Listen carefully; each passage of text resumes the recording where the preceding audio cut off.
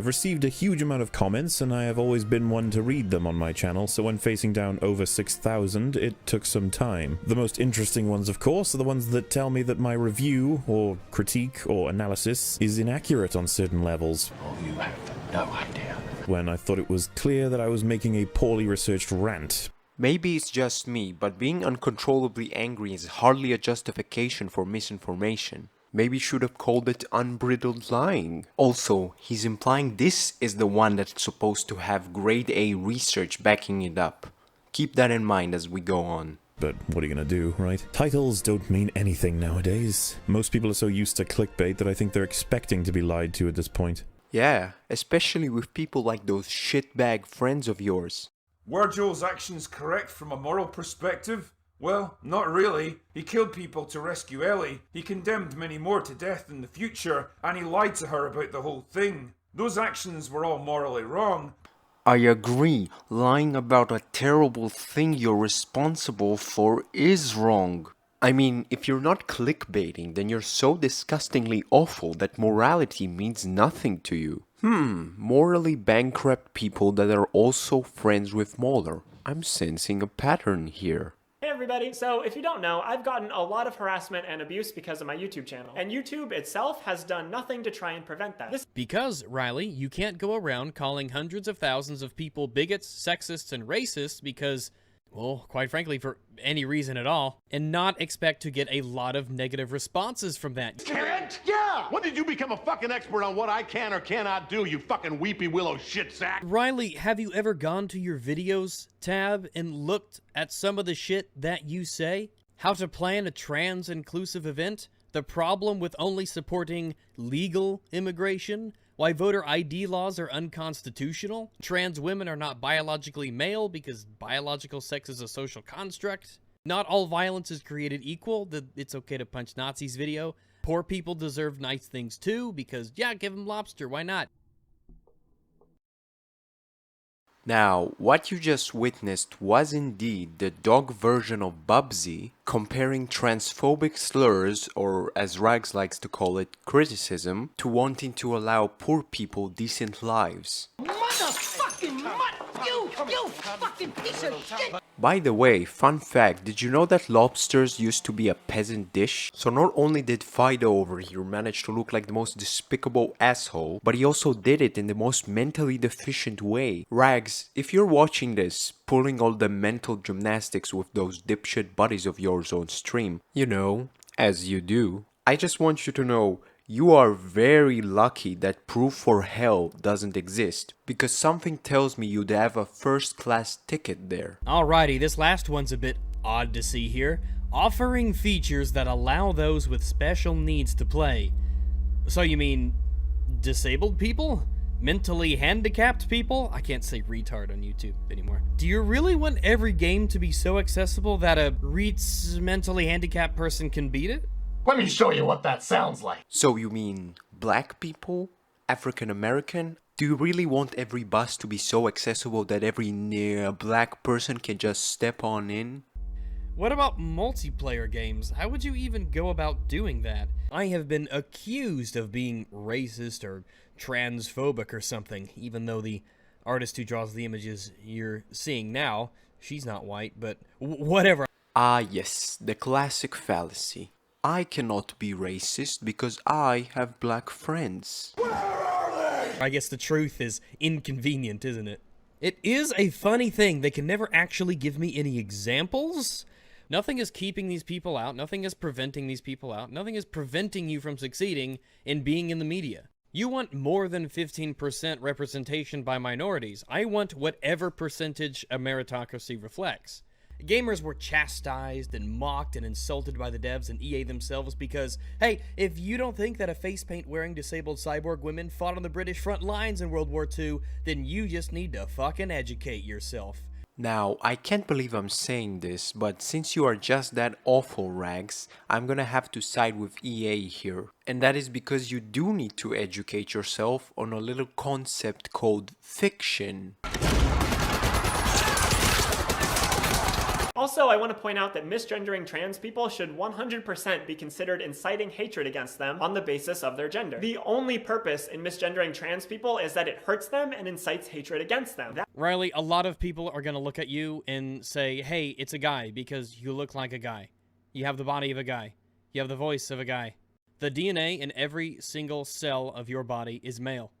You know sex isn't gender, right, doctor? She's talking about her gender, and her gender is dictated by her brain. Her brain, not yours, and not just because you don't have one. And so when I saw this video for the first time, and you uttered these ridiculously, blatantly false words to 2.2 million people, the first thing that popped into my head was how quickly I would be able to disprove this with only the knowledge of being an actual gamer. That's the difference between you and I, Silver the Hedgehog. I'm a alpha gamer.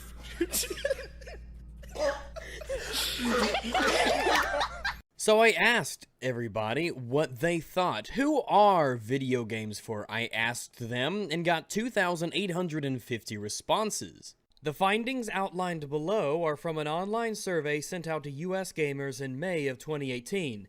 2,252 individuals took the survey, ranging from 13 to 54 years old, who own and play video games on console or PC, and who are decision makers in entertainment purchases.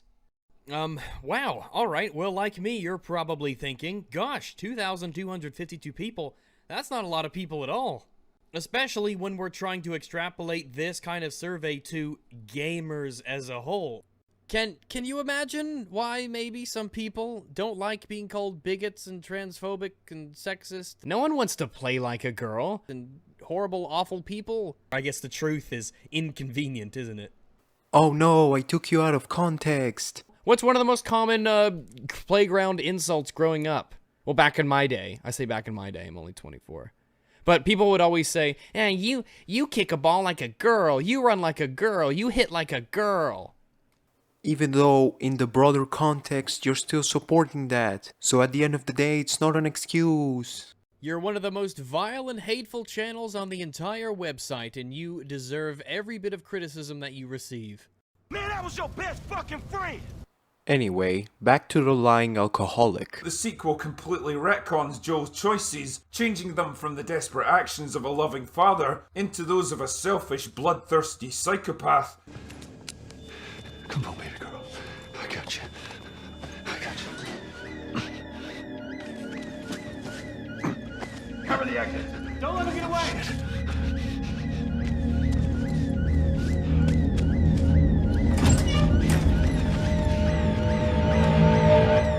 Yeah, that has all the makings of a bloodthirsty psychopath, clearly. Totally not a desperate father. Hell, even in the very cutscene he's showing, Joe is trying to comfort Ellie after saying this. Making a vaccine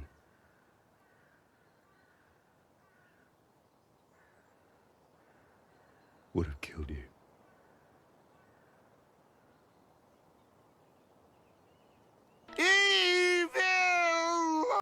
Remember when writing was smart and subtle and thought-provoking? Trusting the audience to have a bit of intelligence and common sense? I miss those days. I will fucking end you! Ironic. The reason I showed you all of this is because this is just the kind of person we're gonna be tackling here today. I have a few goals to reach with this new video. Firstly, I want to create a video that critiques and discusses the writing in Star Wars The Last Jedi, in full, chronologically. But unlike my previous video, this will be without the anger or language that prevents children from viewing it, as many have shared that they want a safe version of my video for their children to understand and learn from, which I am more than happy to provide in this instance. Yeah. You're a real hero. Another thing that many have pointed out is that I equate all issues with each other, as if I'm saying a small change in gravity is the exact same problem as a character being completely out of order. While in reality my work is more about presenting these things to you. You're welcome to feel about them whatever you will. Oh, so it's like what your content is most well known for being. Except the exact opposite. There aren't many ways to feel about it other than the need to get away from it. But you know what? You raise a good point. There is no inherent value to issues. Wait, then how come quality is objective then? I will also have footage from interviews and press conferences with Mark Hamill, and these clips will be without context. Wait, isn't that the kind of behavior you're against? So please check them out in their original context if you want more information. Funny how when you remove important context, that's because the context is merely optional. But when people who talk about you remove minor context, their entire argument is automatically invalid. Oh, and also read this real quick, okay? Thanks. As this is obviously all explained from my perspective. Right. Now, Star Wars The Last Jedi begins with a crawl telling us that the First Order reigns. Now, why is this a problem? The state of the galaxy has always been important in Star Wars because it gives us the framing of the story as well as functioning as a source of urgency during the adventure. The Empire exists. It's bad. We need to topple it, etc. It is absolutely a simple prospect. Ah yes, very simple. Except for that old Republic which existed but now doesn't exist, and that Jedi Order which also existed but also now doesn't exist. Now, I don't disagree that it was simple in terms of what the original plot wanted to focus on, but guess what that also applies to? The prequels went further and made it clear that the good guys ruled. For over 1,000 generations, the Jedi Knights were the guardians of peace and justice in the Old Republic. The Imperial Senate will not still for this. The Imperial Senate will no longer be of any concern to us. I have just received word that the Emperor has dissolved the Council permanently. The last remnants of the Old Republic have been swept away. Before the Dark Times. Before the Empire. The progression of events were clear. Liar! A young Jedi named Darth Vader, who was a pupil of mine until he turned to evil, helped the Empire hunt down and destroy the Jedi Knights. Now the Jedi are all but extinct. It is absolutely possible that it happened, that power and resources were moved in certain directions, but no one has told us how, no one has told us why. We are told to accept this, and it is rather distracting. No. Go, my son. Leave me. No, I can't leave you yet.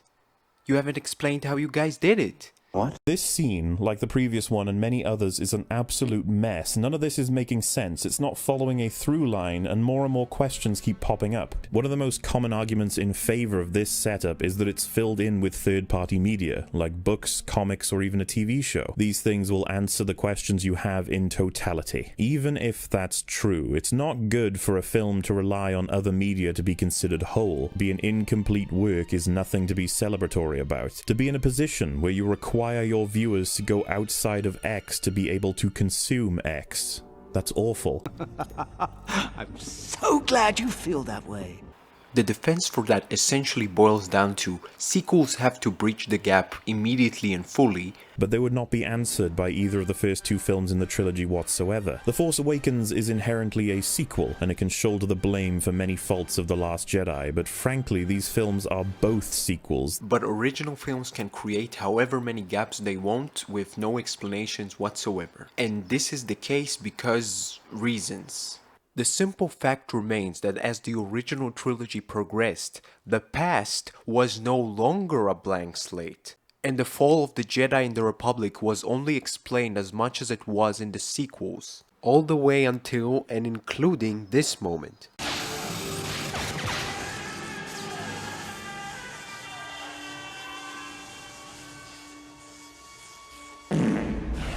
Now, if you truly deeply believed in this sequel needs to explain because sequel argument, why provide lies such as it is absolutely a simple prospect and the progression of events were clear in the first place, and the First Order rose from nothing as far as we can tell. Again, this is a classic case of double standards. On top of that, there is a resistance force, but we have no idea what they're even resisting. Oh, truly a mystery it is. Who joins a guerrilla team fighting against nothing in peace times? Who said these are peace times? Why does this force even exist? A path to the dark side, this must be. And if it is supported by the Republic, then why is it so limited? Because the Republic recently blew up. There are ways to explain all of this. Just because Palpatine is dead and the second Death Star was destroyed, it doesn't mean the Empire had no funding to begin again. But it was implied that they were crushed. Something of a history would have been appreciated. Because now our framing is confusing. We don't know what the stakes are. What do you mean? A new group wants to dictate the galaxy. That's your stakes. Is the First Order as large and powerful as the Empire was, or is it even more powerful? So this movie is bad because they didn't tell us who won the intergalactic threat competition? Is the Republic aware of the First Order and how it rose? Yes, that's why they are supporting a group called the Resistance. Something they tell us right after establishing the First Order as a threat. This is all over the place, so when characters talk about bringing the First Order down, it makes sense in that they are a negative force that needs to be stopped, but didn't we already do this? Anyone who knows of Star Wars has that niggling question in the back of their mind. Isn't this just the rebellion and the Empire again? But this time, when they don't explain much of the operational history, it doesn't stand on its own, as we assumed they were destroyed, but now they aren't. Does this not unmake the originals, as their work was now pointless? Now, let me be absolutely clear. If your issue is that they made the original trilogy pointless, that's one thing. But if your complaint is they didn't explain how they made the original trilogy pointless, that's another, Mr. True Fan. If you simply don't like the concept of hitting the reset button, just say that. But you don't have to lie, not just because it hurts your credibility, but also because you are making the original trilogy look worse for yourself unintentionally. When it came to the original films, we would ask, what are all the elements of this world? Maybe there are more systems, more characters that could get involved. What is this empire exactly, and how can they be stopped when they're this large? Or, how did Anakin Skywalker go from this? I was once a Jedi Knight, the same as your father. I wish I'd known him. He was a good friend. To more machine now than man, twisted and evil. You sort of neglected to ask that. I wonder why. Star Wars is a story that is constantly expanding. You don't have to explain it immediately. Not only are the questions inherently pulling us out of the film. What makes you think it's inherent? Not every person's immersion is obligated to be as weak as yours. Just like not everybody's ego is obligated to be as fragile as yours. Just because The Force Awakens doesn't do enough history, it doesn't mean that The Last Jedi doesn't have to. You're right. Luckily though, The Last Jedi doesn't have to do more history either way. Conversely, the New Republic is knocked out in one scene, and Episode 8 begins where Episode 5 began. This isn't poetically cyclical, it's incompetence. What happened in between? The New Republic being incompetent doesn't automatically equal bad writing because there's nothing to contradict. The quality of the story and the New Republic as a government are not one and the same. We are left to assume that he probably got attracted to them by their power, their stranglehold, whether or not that was explained. Now, if by explained MauLLy means elaborated upon in great detail, then again, he's a hypocrite. And if he implies that it didn't serve as a brief explanation for why Kylo turned, then he's lying.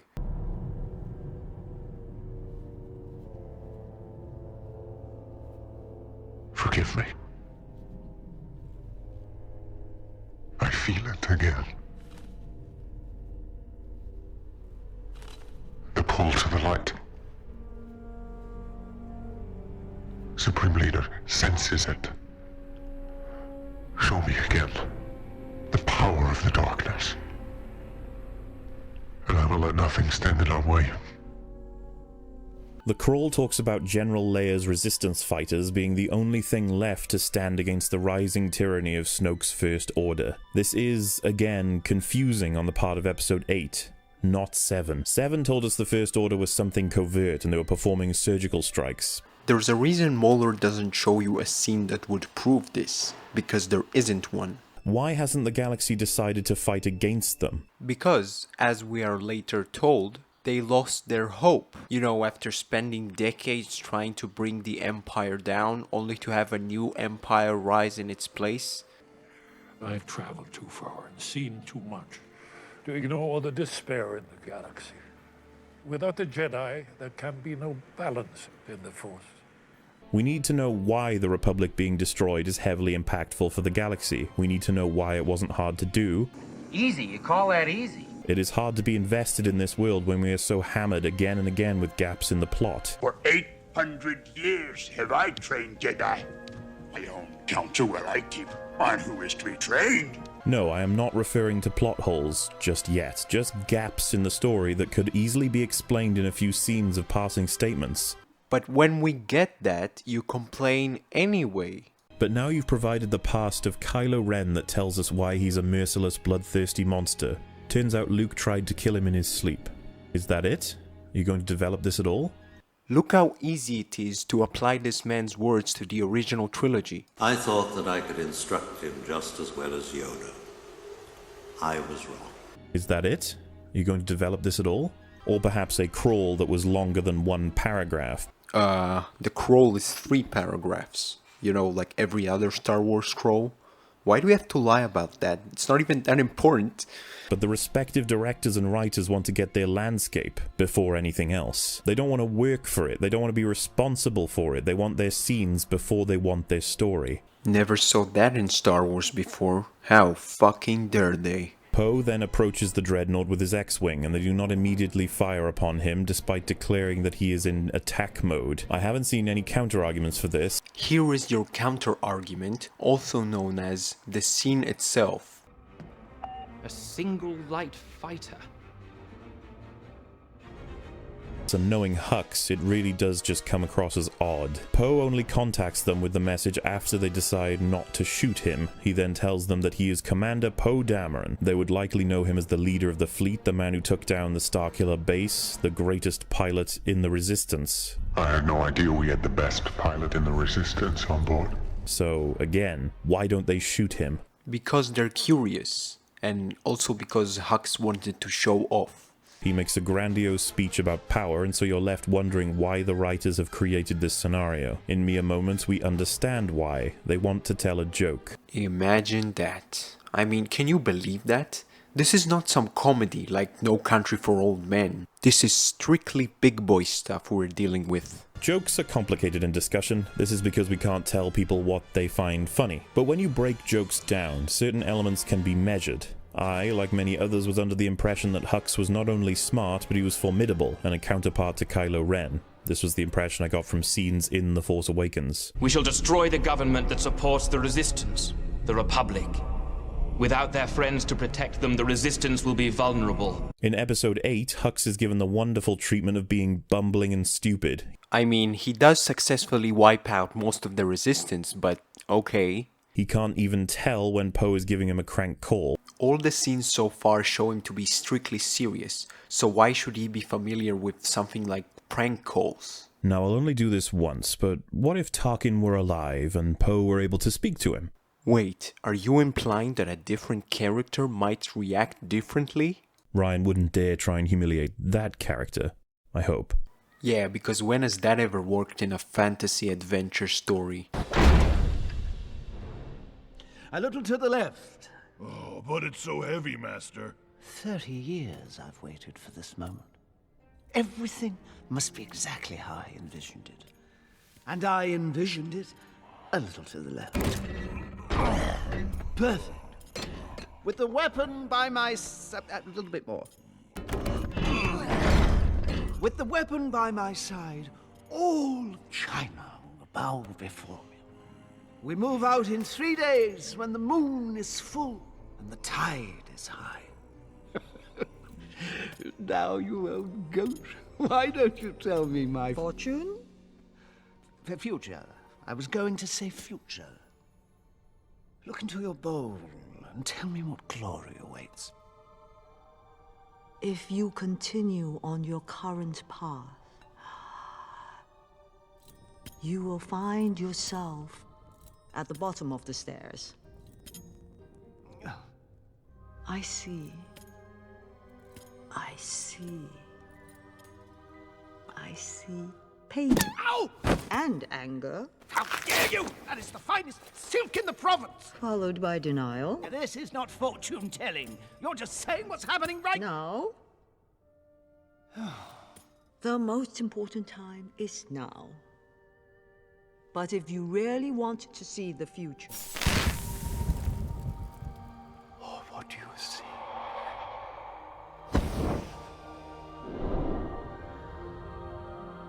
A peacock is defeated by a warrior of black and white. Nothing has changed.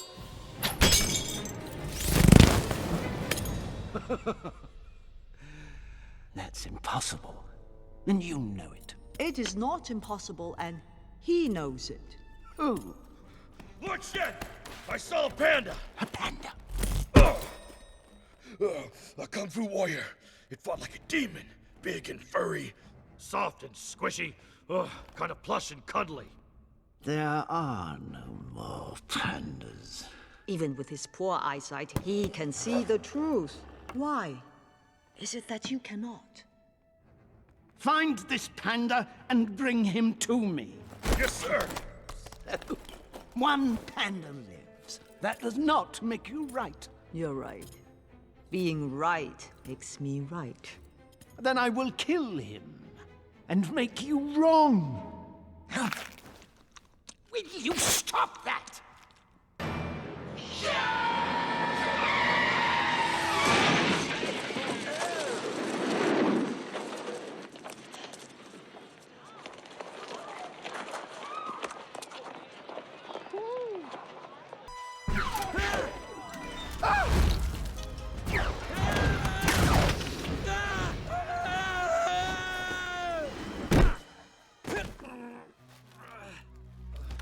I see everything! Ow! Not again! Why? Every time! Nice shot, Pumpkin! I just regenerated that eye! I know that hurts because I've accidentally done it to myself multiple times!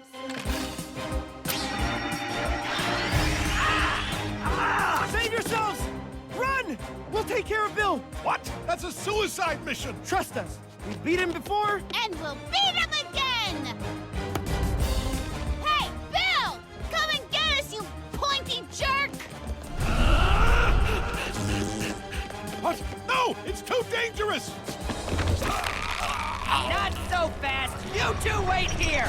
I've got some children I need to make into corpses! I am a legend now. The Fire Nation will for generations tell stories about the great Zhao who darkened the moon. They will call me Zhao the Conqueror, Zhao the Moon Slayer, Zhao the Invincible! Get it off! Get it off! It's embarrassing. Frank Bean is a turkey and apple farmer. He invented his own species of each.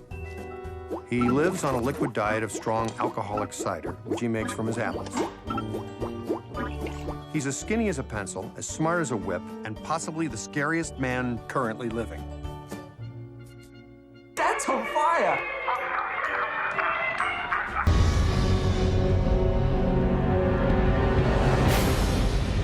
For eons, I have terrorized this land. Every miserable creature trembled at the mere mention of my name. The pitiful people shrank before my awesome power. But now, I am openly mocked by these measly urchins.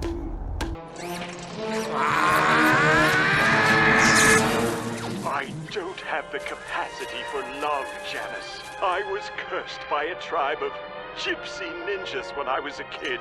I know, Lamb. I was in that tribe of gypsy ninjas. They cannot be allowed to meddle in our plans! Track them down and annihilate them! Very good, sir. In the meantime, might I suggest engaging with safety so as not to kill any more troops? It's not even loaded, you moron! Look!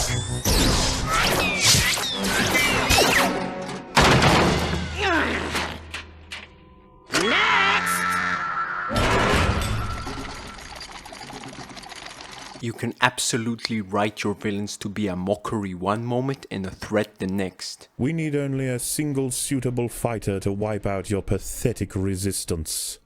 You know, I was gonna say the same thing. We then see Poe is going to dart between the surface cannons of the Dreadnought and blow them up. This is fine. Poe is established as the greatest pilot in the Resistance. We can assume it is like his superpower. Other fighters fall prey to the cannons while he doesn't because he knows them so well, similarly to Anakin's abilities in the prequels. Wait, what? Anakin knows pod racing, not Federation cannons. You later imply your bias for the prequels doesn't affect your judgment, just saying.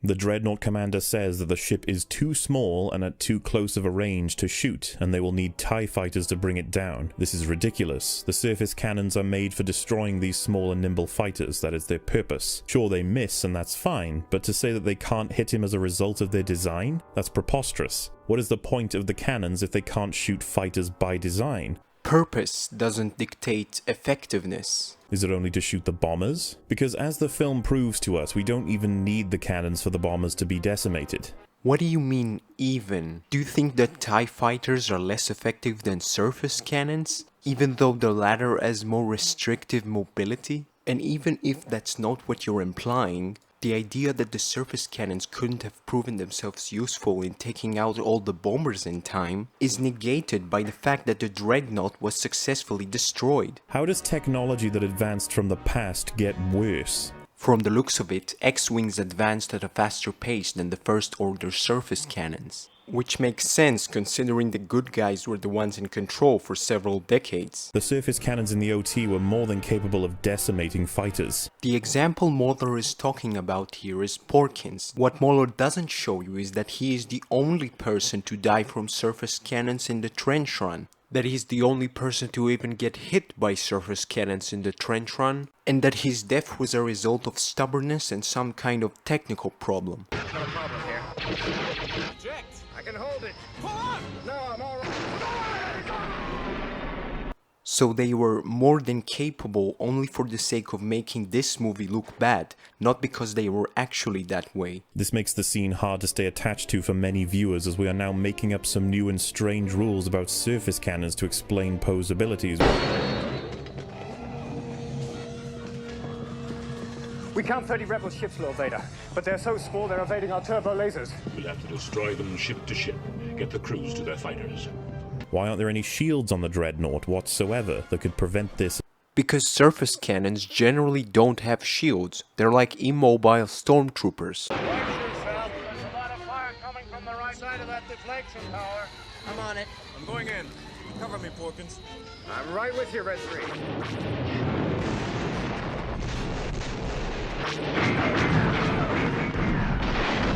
As well as the incoming bombing. The shaft is ray shielded, so you'll have to use proton torpedo. If a singular proton torpedo from 30 years ago can get the job done, then do you really think they need to tell us that 50 fucking bombs can? If all that can stop Poe is fighters, then why haven't the fighters been scrambled already? Because of bad timing on part of the First Order. That's why the captain says, We need to scramble out fighters. 5 bloody minutes ago. Hux and the First Order arrived about 5 minutes ago now, and they were witness to a fleet just in front of them. It stands to reason that they may want to release fighters immediately. How dare they have imperfect reflexes like some sort of Mary Sue. But now we're changing the rules on what each ship is capable of. Shut up! Stop lying! Poe is then shot very casually by the first fighter that encounters him, which does lend more clout to the idea that he isn't quite the impressive fighter pilot compared to that of Force Awakens' depiction of Poe and his X-Wing. That's one hell of a pilot! You can be the best bush pilot in the Outer Rim and still screw up.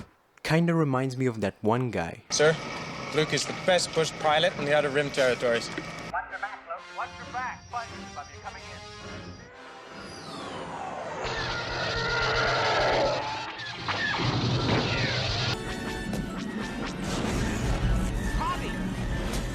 I've been hit!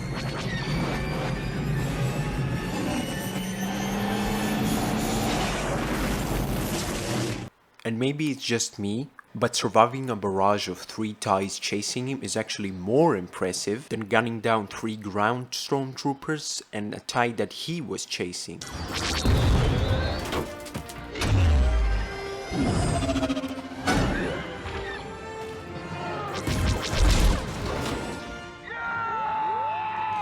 I think I've discovered the formula here. The holy trinity of complaining about the sequels. If a character in the sequels acts worse than a character in the OT, he's incompetent, therefore bad writing. If he acts the same, it's a ripoff, therefore bad writing. If he acts better, he's a Mary Sue, therefore bad writing. The reason this has happened is for tension and a joke. BB-8 ends up fixing the ship with slamming his head into the motherboard. This would be yet another example of a poorly executed goal. We want to have a moment of levity to solve a potential crisis in a funny way.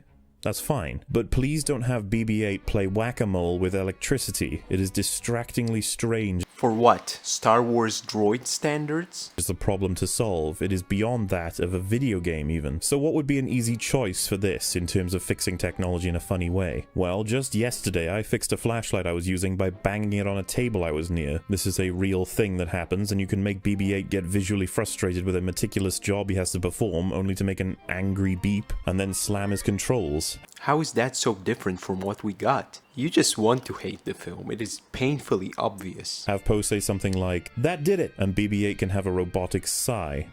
A robotic sigh would be less strange to you? Again, endearing, rooted in some truth, and performs the task of levity rescuing tension. Like seriously, is shoving your head into a motherboard a real thing? Any of you guys ever done that?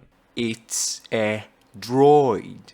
You are actually comparing a sci-fi robot doing that to a real human being. 5 humiliating mistakes in Disney's Zootopia. Number 1, animals can't talk. Number 2, rabbits can't be police officers, also they can't talk. Number 4, again, animals can't talk. Hey, can you talk? Excuse me, I said, can you talk? Can you talk? Check and mate, Disney. Regardless, Poe buys enough time for the Resistance to escape the base, and Leia commands Poe to return to the ship. He refuses because this is a chance to defeat a dreadnought. The interesting thing is that Leia says disengage your fleet, but Poe is alone, as the First Order made very clear. However, in mere moments, 8 bomber-class ships approach the dreadnought.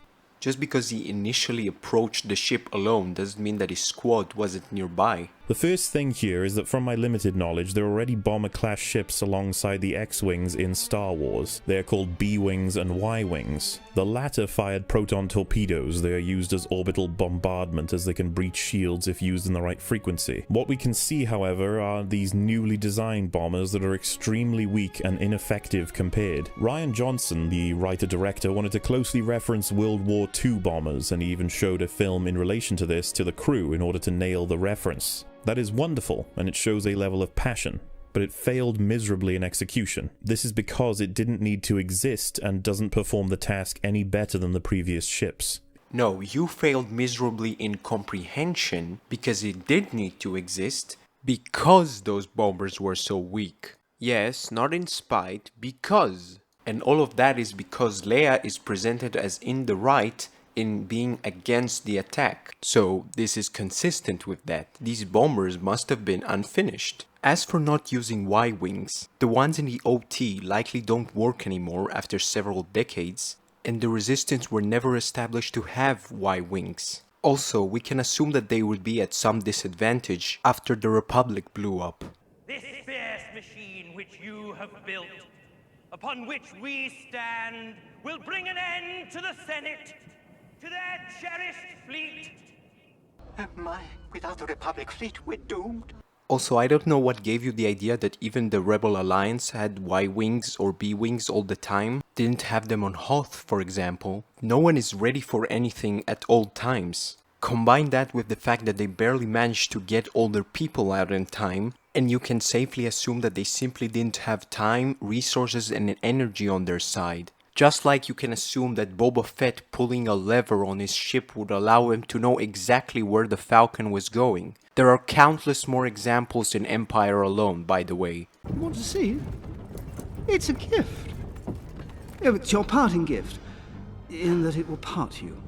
Part of you here, part of you there, and part of you way over there, staining the wall. Immediately we see a selection of TIE fighters blast through one of the bombers because it is extremely slow and lacks any form of armor or shielding. Firstly, the bombers are very slow, very large, and very weak. We need these ships to be placed right above the target, which is extremely dangerous compared to the requirements of a Y-wing or any at-distance shooter. Therefore, you would expect these ships to be resilient, especially to basic weaponry from fighters. But they are not. And if these things are powerful yet fragile, you would expect them to be at least very fast to avoid being targeted easily. They are not. This is appropriate because all of this is described as the wrong thing to do. Unlike, say, Luke's rescue plan in Return of the Jedi. Which would beg the question of why are they not using Y-wings? Again. Then the Dreadnought prepares to strike Leia's cruiser, which as far as the audience knew was actually not an option. Since if this was an option, then you would obviously attack the Raddus first, which is Leia's cruiser. The main cruiser the Resistance is using right now is the Raddus. It is the only one they have left. You should probably shoot that before they can jump to hyperspace.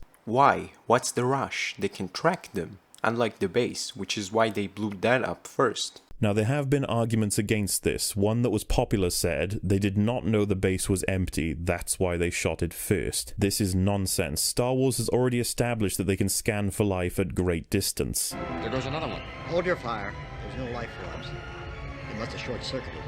I love how you bring up the one example that if anything would discourage the Empire from using this again. As well as the fact that as soon as they arrive, they spot the Raddus, the only remaining large cruiser for the Resistance.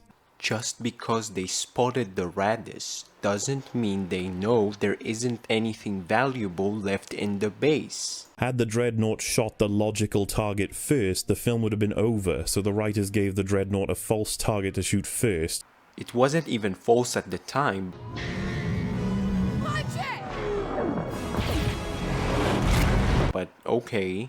Good grief, what a dumbass. And create tension by threatening Leia's ship secondarily. This threat becomes even more frightening when we realize there is only one bomber left. But how did this happen? Well, half a singular TIE fighter accidentally flies into the base of one of the bombers and sets off a chain reaction that blows up 3 of them. What remains now is one bomber, as we do not know why the other 3 were destroyed, though we can guess since they are so monumentally weak. The last of the bombers makes it to the target area, but they fail to release their bombs, and so a girl attempts to kick the ladder in order to create enough of a shake to drop the controller for the bomb release from the top of the ladder. This would allow her to activate the bombs. This scene is played very emotionally, and she only manages to pull it off in the last few seconds, destroying the Dreadnought. I put it to you, my humble audience, that this sequence is extremely poorly written, and thus makes it very difficult to enjoy from certain viewers' perspectives. Yeah, unless you like bad writing, unlike us, the humble part of your audience. The ships take a very long time to reach the destination compared to a Y-wing. This is a problem because it allows the enemy fighters to decimate you along the way. Hence why the X-Wings are there to defend them.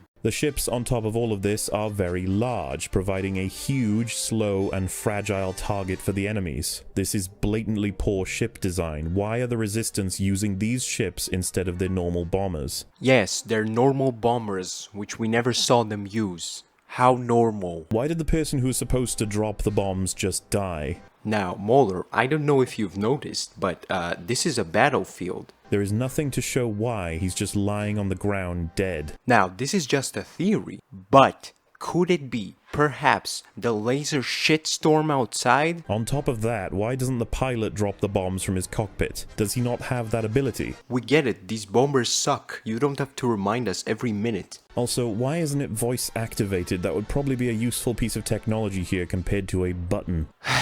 Is that even a thing in Star Wars? This is where we will start to bring in many arguments for the defense of the film and try to respond to them. So, why do the bombs drop when there is no gravity? The artificial gravity of the ship could create the momentum required to explain why they drop, though that still seems weak. Why does that seem weak? The Dreadnought couldn't possibly create the gravity required to pull the bombs at that speed that they drop. Am I just supposed to take your word for it, or...? The bombs may be magnetized. That would actually make a lot more sense. In fact, that's some good writing to make up for the inappropriate ship design. However, this would be an example of somebody writing the script for Ryan. Since when? Since when do you have to explain science fantasy technology? What kind of oxymoron is that? Take any weapon in this saga thus far. You know how we don't have that in real life? What's the explanation for that, exactly? Now, why is there a gaping hole in the floor of this spaceship? Why wouldn't this be sucking the atmosphere right out of the ship? The response to this is either you are right, that doesn't make sense, or there is a force field that protects people from the atmosphere of space but allows for bombs to release, you simply didn't see it. Assuming the latter is true, it is very much a piece of cop-out writing to allow for the visual, as well as it being the first we've seen of this class of ship, so information would be nice. This argument, I'm not saying it's invalid, but is it really that important? I'm gonna try to put you on my side here. In The Empire Strikes Back, you have to sort of guess that the asteroid field worm has somehow developed an atmosphere inside it. On top of that, you have to ignore how Han and Leia didn't know they were inside a worm when they stepped outside without spacesuits, meaning they couldn't have known about the atmosphere. You also have to ignore how the worm's mouth was wide open. Why wouldn't this be sucking the atmosphere right out of the ship? Still very nitpicky though, right? Well, I would argue that it is even more nitpicky to complain about a scenario where you have to assume that the rebels designing the ship would put that force field in as a bare minimum. Since not only is it one atmospheric problem versus 3, but here the designers have motivation for it to make sense, because the designers are the rebels. Anyway, the amount of time it takes to loose the payload from the bomber means that the first bomb would likely have a chain reaction from the dreadnought all the way to the bomber itself. In fact, this is exactly what we are shown. No, it's not.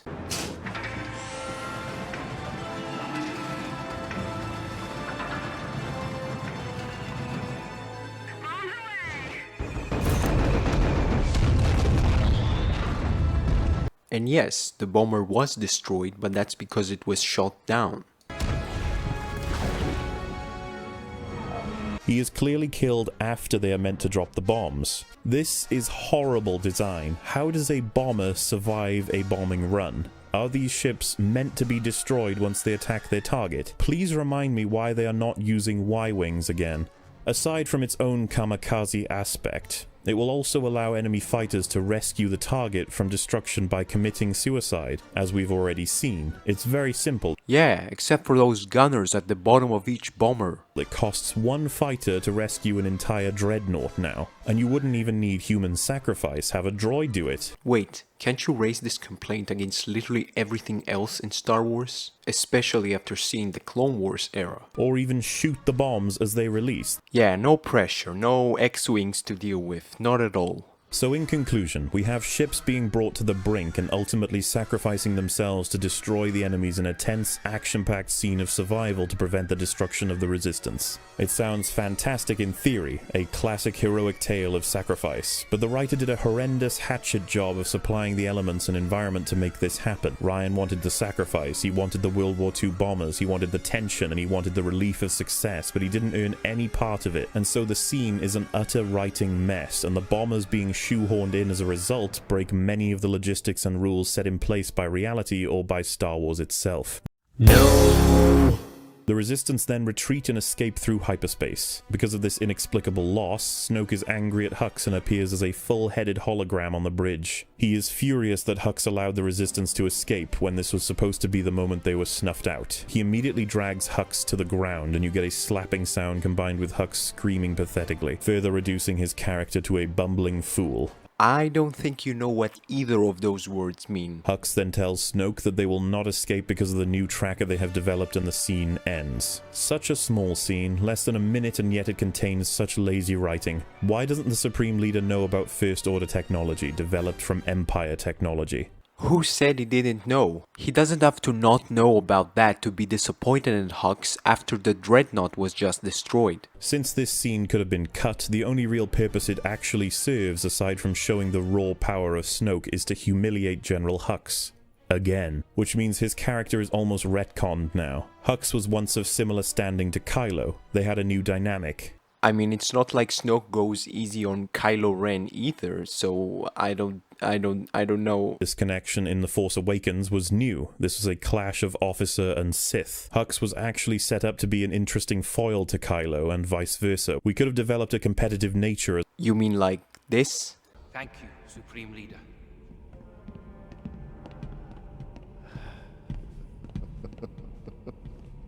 Then they should have no problem retrieving the droid unharmed. Careful, Ren.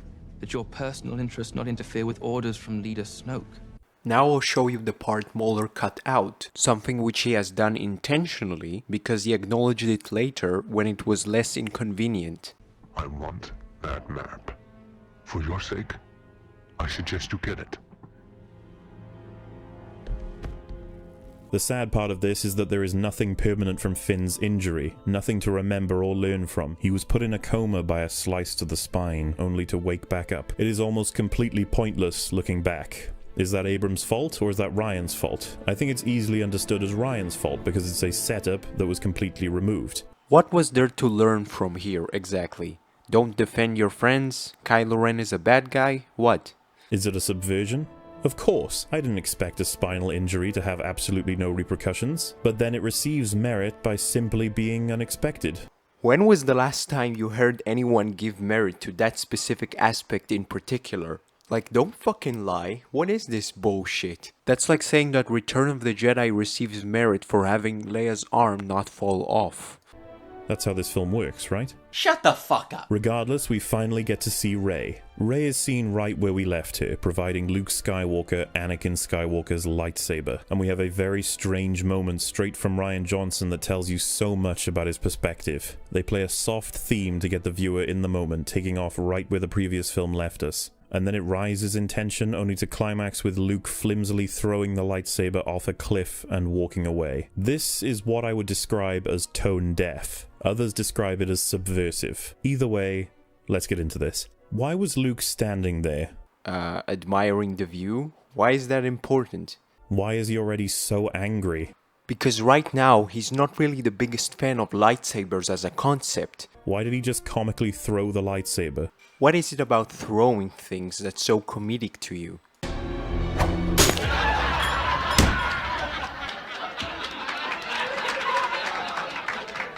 To very deliberately throw it in such a please laugh now manner is jarring. Anger funny because anger funny. What a sophisticated argument. Truly compelling. Rey then translates Chewie for Luke, which is insulting to Luke as a character. Either the writers forgot that the man has clearly known Chewie for roughly 30 years. Well, I'd imagine that Luke had a pretty busy life after Return of the Jedi, what with being the person instructed with rebuilding the entire order. So I find the idea of him not having time to learn an entire new language perfectly reasonable. Either way, it comes across as a blatant misstep in understanding the characters at hand in order to translate Chewbacca for the audience. Luke then asks, "How did you find me?" Which, if you only watch the movies, you'll barely know how to explain to your family or friends how the map to Luke came about and why it was even a thing, but Rey says she'll explain on the Falcon. This is absolutely Episode 7's fault. I don't blame 8 for that.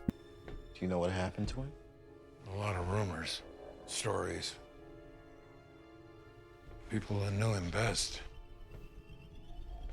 I think he went looking for the first Jedi temple. Now Luke knows the Falcon and Han Solo are almost inseparable and so asks where he is. The camera then slowly zooms towards him, only for the film to cut to Kylo Ren in an elevator. Yeah, that's called an answer cut. They do not allow us to see Luke Skywalker react to the death of Han Solo. Yes, they do.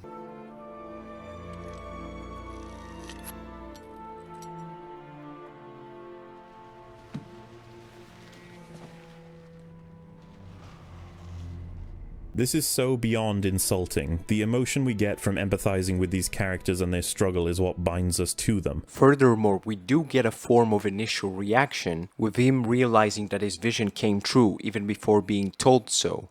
Falcon. Wait. Where's Han? Oh, but that doesn't count, right? Except that's all we get here.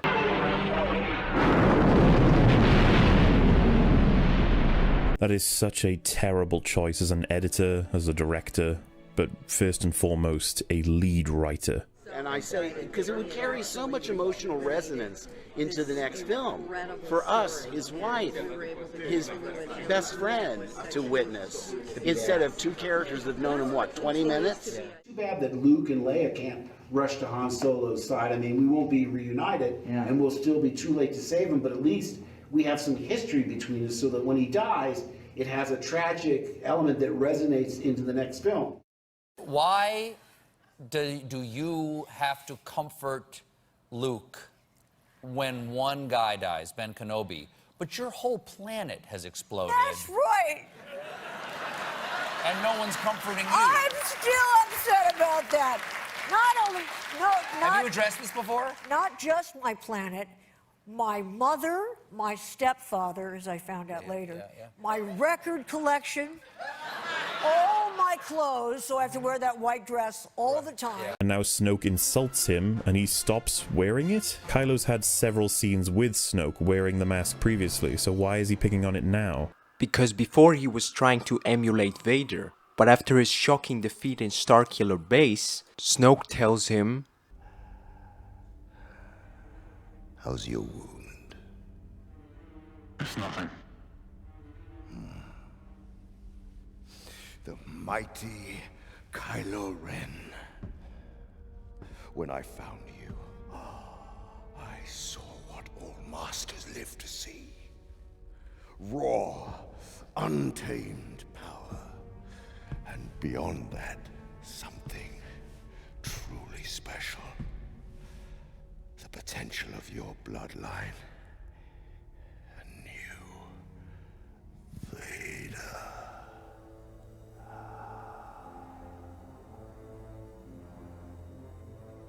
Now, I fear I was mistaken. Alas, you're no Vader. You're just a child in a mask.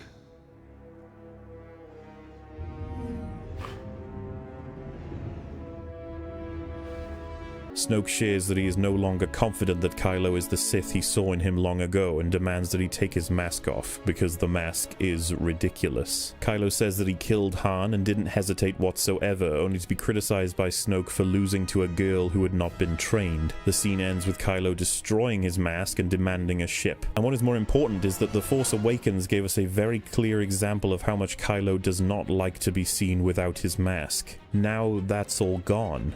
Yeah, I think they call that a character arc. This just seems rushed. The insults for his costume should have come from the enemy, having Poe or Rey insult him about his overcompensation, as it would make for an intense development. It shouldn't be the guy who's seen him wearing it for what is potentially years. This just muddies the relationship between these two and makes it hard to figure out why Kylo even follows Snoke if all he does is humiliate him. This is not their entire relationship. This is Snoke being disappointed in Kylo after his failure. Kylo is known to respond badly to controlling and belittling figures. Again, proof that you lied about Ren and Hux's power dynamic earlier. But he's okay with it when it's Snoke? What the fuck? Do I really need to explain the difference between Hux and Snoke? Rey then asks Luke to come back and help the Resistance, and he has this line to say back to her. "Do you think I came to the most unfindable place in the galaxy for no reason at all? Go away." If you need your character to say they're in a place that's hard to find, don't use a word like unfindable. It sounds like a child wrote it. Luke should be saying things like, the most remote part of the galaxy. Or, do you think that I came to the best kept secret in the galaxy so that I could be followed? Lines like this. Why, you stuck-up, half-witted, scruffy-looking nerf herder. Words like Laser brain can often raise an eyebrow in the audience. Yes, please don't stray true to the childish spirit of Star Wars with unfindable of all words. What's the matter, MauLLy? Not enough big boy words for you? Oh, well, here's some compensation. Get fucked. On top of that, hearing Luke Skywalker so sheepishly utter "go away" was actually distracting to me.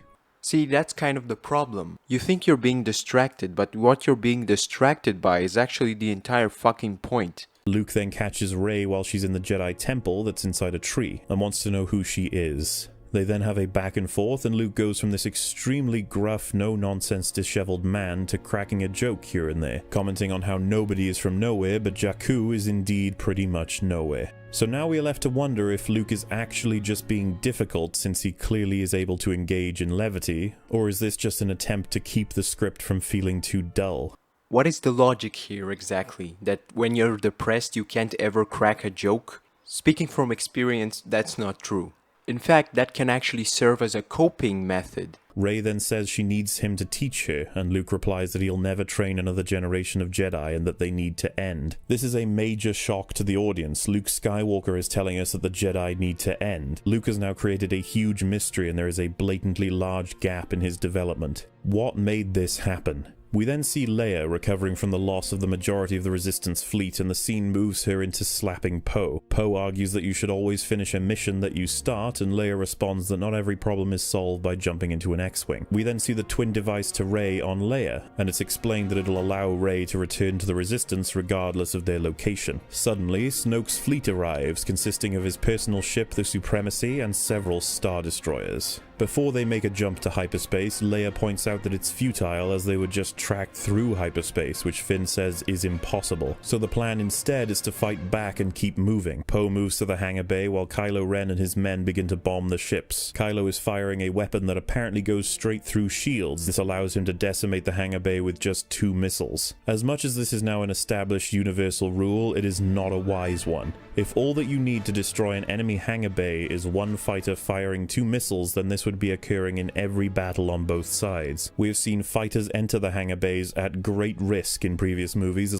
Yes, because Anakin and Obi-Wan don't want to blow up the ship. They're here to rescue the Chancellor. Besides, this was what, 50 years ago? Different point of time for science? Rian Johnson didn't want the Resistance fleet to fight back in this instance. He wanted them cornered and subsequently chased. He also wanted Poe Dameron to be stuck without his X-Wing. There are far better and less obvious ways to make this happen. What? Did you notice how nothing was said here? What is the criticism exactly? I don't understand why the fighters would pull back if there is enough of them.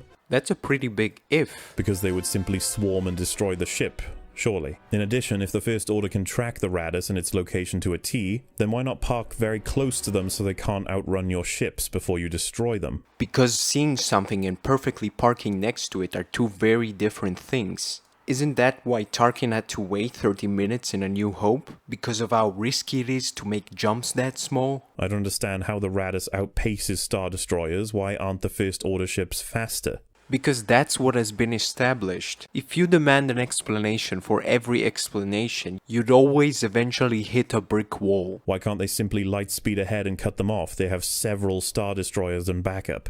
Because then a version of this would occur.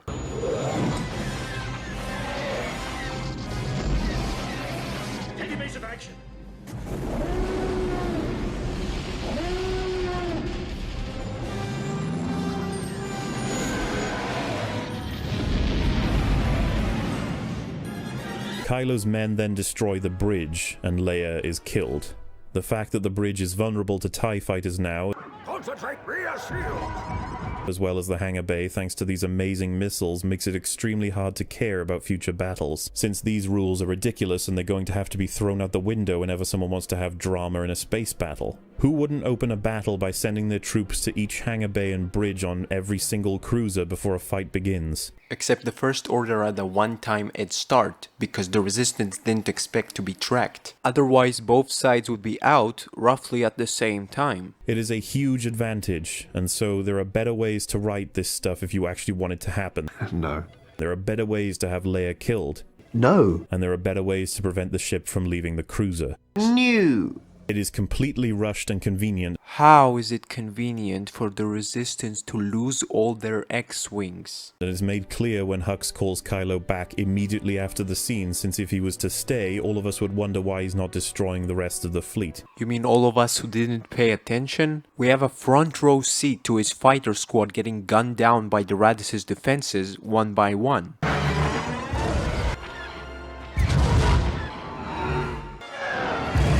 The reason is that the First Order cannot cover their fighters from this distance. Hux's second-in-command makes a statement about this. They are faster and lighter, but they can't lose us. They are at a range where our cannons are ineffective against their shields, but they won't last long burning fuel like this. That is one hefty line of dialogue to explain the movie. Yes, this line explains the movie. We will now have every plot roll around this central conflict, so let's discuss it. The The First Order's goal is to destroy the Resistance. To do this, they need to destroy the remaining fleet. To do this, they need to get in range of their ships in order to fire their cannons effectively. These cannons are ineffective at long range, and so they cannot destroy the Raddus unless they are closer. There is no reason for this. The cannons simply behave this way. Since when do missiles or lasers in space lose their effectiveness over distance? Especially that short of a distance. On Earth we have bullet drop, we have wind resistance, but you do not have that in space.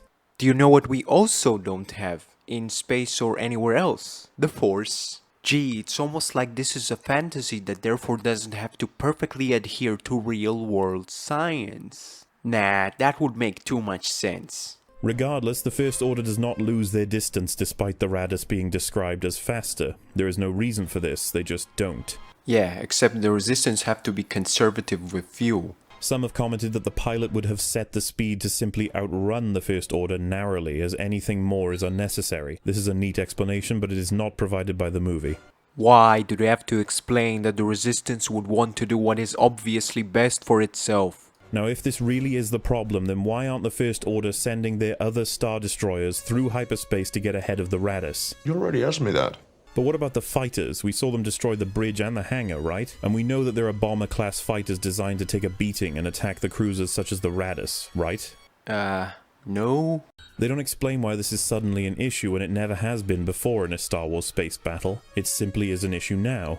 Can you name me one time where a commander was actually concerned about fighters being destroyed? What do you mean, why is this an issue? Why is valuable asset Kylo Ren being vastly outnumbered an issue? Is that what you're asking me?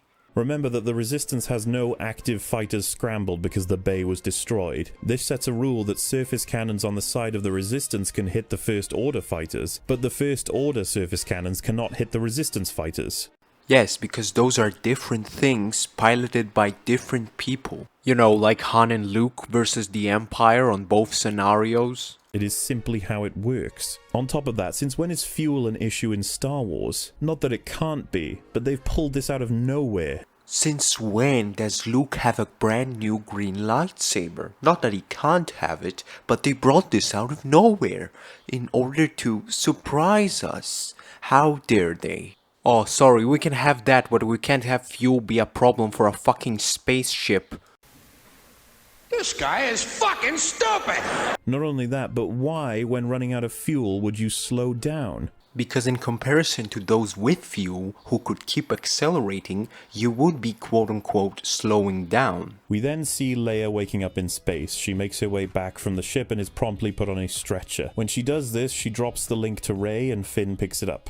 This scene is extremely controversial as Carrie Fisher died between production and release of this film, meaning fans have it squarely in their minds when viewing it. Most assumed this would be her exit from the series, but it would seem that this is untouched as a scene from before to after Carrie's passing. The purpose of this whole thing is to put her out of commission and bring in Admiral Holdo, who acts as an antagonist to Poe. But they did this in such a bizarre way. We had no clue that Leia could use the Force in this manner. And that is what we're assuming saved her. Many have said that she trained with Luke over the time that we haven't seen her. This explains surviving and the fact that she can force pull herself to safety. But the film did not show us that. The film did not have a character discuss it in passing or blatantly. All we have to go on is Luke saying that Leia has power in episode 6. You have a power I don't understand and could never have. You're wrong, Leia. You have that power too. This isn't Deus Ex Machina. This is just insulting to the audience. You sneaky motherfucker. He specifically cut out the part where Luke says, "In time, you'll learn to use it as I have." Here is something that you would never have guessed to essentially resurrect a character you were sure to be dead. Shut the fuck up. It makes sense because she would have trained under Luke during the 30 years. Like I said, there's nothing to suggest this at all. You, when gone am I, the last of the Jedi will you be? Luke, the Force will strong in your family. Pass on what you have learned. Luke.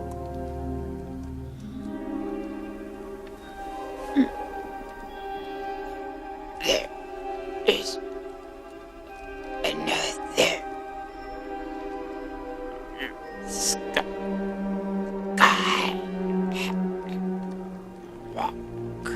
In this scary world of liars and deceivers, we are truly lucky, nay, honored, nay, blessed by the existence of MauLLy and his clones. There's nothing to suggest this at all. Fly, two-faced sack of shit. Seriously, the best thing you could say to defend this guy and the critical wanker is that they are both, somehow, just that ignorant. Yo, is this person fucking retarded? Yes. Yo, is this person fucking retarded? Yes. Conversation with Luke about it having power does not equate to rigorous training with a Jedi Master. You're right, it equates to decades of free time to train under 3 masters. In order to survive the vacuum of space. Stop writing the script for him. Stop ignoring pre-established elements in an overarching story. But for the sake of the argument, let's assume she does have the power and the training required to survive this. Is it a force field? Well, no, because Leia is shown to be frosted when she comes back aboard. In that case, how did Leia survive the vacuum of space? Because you can, indeed, survive there for that long. How did she survive the pressure? How did she survive the moisture evaporation? How did she survive the lack of oxygen? How did she survive the temperature? I don't believe it. That is why you fail. How did she move to the airlock? How did she open the door? How did she get back into the ship instead of being blown back out and taking several people with her? Telekinesis combined with no weight. In addition, she couldn't save her colleagues? She could barely manage to save herself in time before passing out. She let them all die? She let her dear old friend Admiral Akbar die despite his decades of service? Are you seriously complaining that she didn't do more after just bitching about how unearned you thought this was? I have heard the argument that when a person is in great peril, they will oftentimes have a strong boost of adrenaline, and when you do this for a Jedi, it will give them very impressive power, almost acting as a boost to her force powers. You have a twin sister. Your feelings have now betrayed her too. Obi-Wan was wise to hide her from me. Now his failure is complete. If you will not turn to the dark side, then perhaps she will. This is ridiculous. Please stop. All of this is terrible. So the light side version of the scene I just showed, that's terrible to you? We aren't meant to think about any of this. We're only meant to feel about it. I suggest you try it again, Luke. This time, let go your conscious self and act on instinct. With the blast shield down, I can't even see. How am I supposed to fight? Your eyes can deceive you. Don't trust them.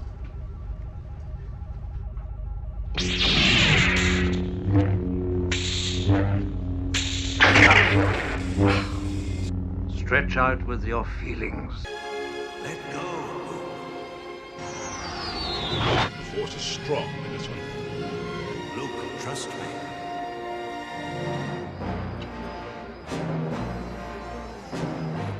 His computer's off. Luke, you switched off your targeting computer. What's wrong? Nothing. I'm all right.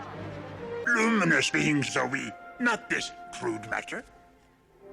You must feel the Force around you. But tell me why I can't... No, there is no why. Nothing more will I teach you today. Clear your mind of questions. It is MauLLy's line of thinking that led to the addition of midichlorians. As if emotional investment and immersion are not conducive to each other. Immersion? Yes. Realism? No. We then see Luke take the dice in the cockpit of the Millennium Falcon. Again, MauLLy is fully aware of this scene I showed you earlier. His ignorance is willful. This scene is one of the only few that I can actually describe as pitch perfect within the film, irrelevant of the context. Remember guys, context only matters when MauLLy deems it so, regardless of any reasoning. It is explained that Leia will now be inactive until the writers deem it time for her to return, as the force power that allowed her to survive space was only good enough to get her into a coma that lasts a few hours. This is why it's so hard to accept. The Force has no limits, while also being restricted. The point of the X-Wing scene is not that the Force is restrictive, it's that Luke is being restrictive. No. We'll never get it out now. So certain are you? Always with you what cannot be done. Do you nothing that I say? Master, moving stones around is one thing. This is totally different. No, no different. Only different in your mind.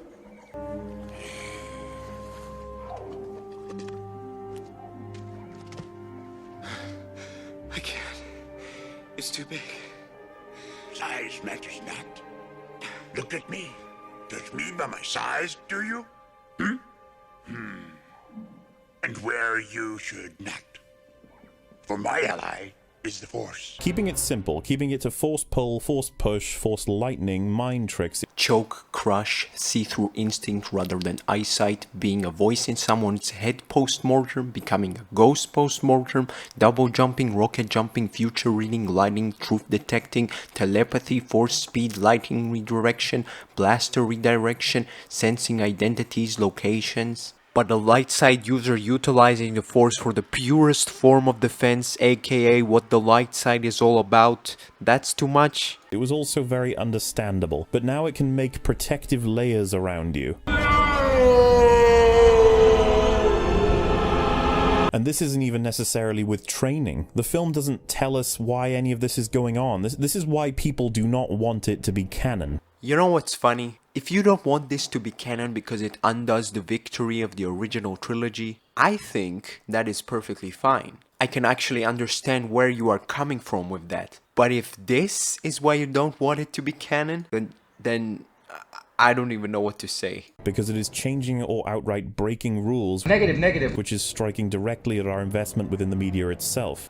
Why is Episode 8 the first Star Wars movie that is not allowed to introduce new powers out of nowhere, which is how all the previous ones were introduced? So despite all of those issues, Rian Johnson wants Admiral Holdo to be in charge, and so she is. Holdo says the remaining Resistance members are the spark that will light the fire that will restore the Republic. And I am left to wonder if we would even want the Republic. Considering it was wiped out in minutes and had literally no presence in the universe regardless, why does anyone care to rebuild it?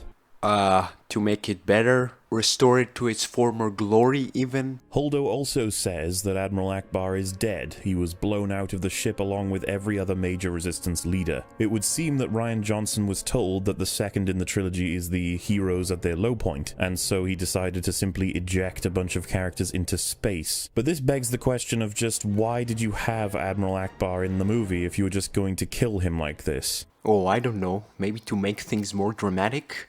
Wait a minute. Rian Johnson doing that with a side character off screen immediately. What is the point of him being in this film? Did you really resurrect a fan favorite meme generator just to murder him off screen after a single line of dialogue? Yes! Admiral Holdo then tells everyone to man their stations. The character herself is picked on by many for wearing a ball gown and dyeing her hair purple in this film. Now this shouldn't matter all that much. But it does, doesn't it? Because ultimately it is just a hair color and her attire. But I am not one to go by popular vote, it is a fallacy, but the mere fact that so many people have pointed it out should give you an idea of how annoying it is. Why is the Admiral wearing a ball gown? It seems so inefficient and disrespectful. MauLLy, this is not a ball gown, this is a robe, which is a common occurrence in Star Wars. The Emperor's made a critical error and the time for our attack has come. But hey, at least we don't have a whole entire faction of ball gown wearers. Why does the Admiral have purple hair? What is the point of that? There's a princess with her hair and weird buns on the side and a giant in a monkey suit or something. I mean, it was weird. It was very, very weird. I've heard the counter-argument that in the novels supporting the series... Are you telling me someone actually bothered to make a counter-argument to that? Purple hair being too weird for Star Wars. Admiral Holdo would dye her hair regularly when she was a young age, so this makes sense. Again, something that the film does not provide. To understand how utterly absurd this whole argument is, try to apply the same logic to lightsabers. Even something as early as Luke's green lightsaber after we only saw blue ones for Jedi. And pretends is normal. Not even that is the case, as right after Poe, our point of view character, says... Not what I expected.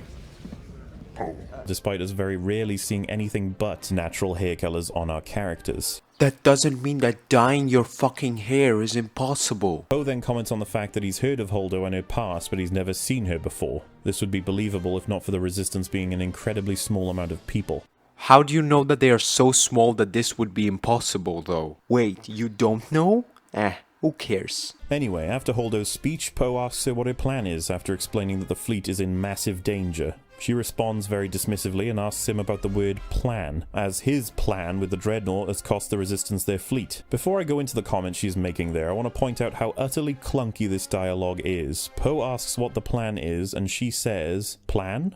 Like the one you had?" Callum, I've noticed a microscopic flaw within your argument, which is that she didn't say that at all, and you made that up. To anyone who doesn't remember, rewatch the film and you'll see that I'm right. And to all the MauLLy fans that aren't hardcore fanatics, here is your chance to prove that whole unbiased judgment thing. Poe did indeed have a plan. It was not perfect, but why is this even being discussed? Because planning is the topic at hand right now. Pretty relevant if you ask me. People respect him. Well, she clearly doesn't. And isn't that what matters when it comes to judging her behavior? Just answer the question. He is your fleet commander. Despite his demotion, nobody else is currently in his place, so tell him your plan. What the fuck did you just say? The possibility that he doesn't have a successor yet doesn't mean he's still the commander. And even if there's no one in his place, why does that facilitate the need to tell him the plan? Also, I really don't know what makes MauLLy think she even had a plan that early on. If you pay attention to what she's doing, it's clear she's currently in the process of creating it.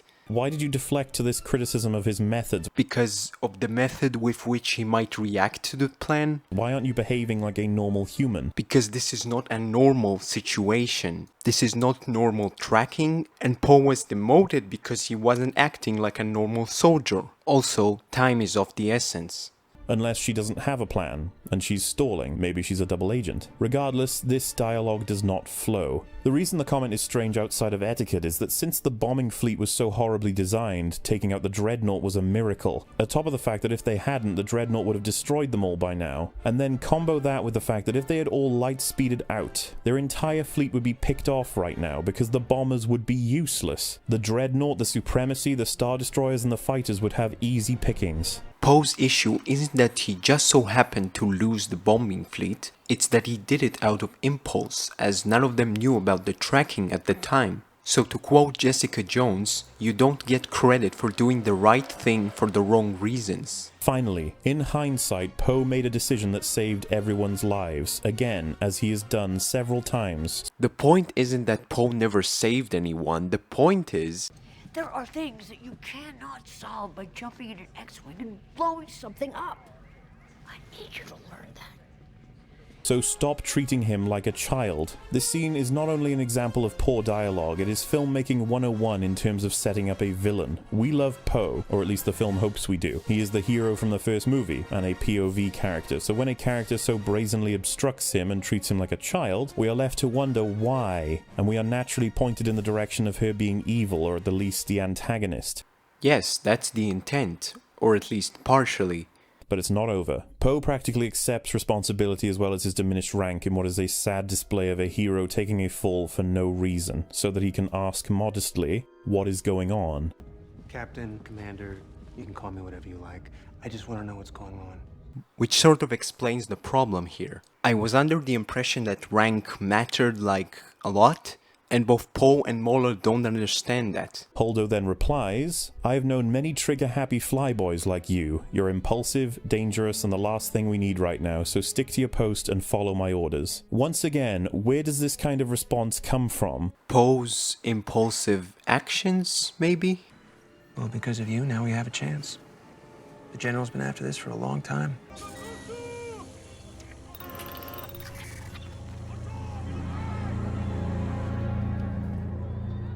You have to hide. You have to leave. Go.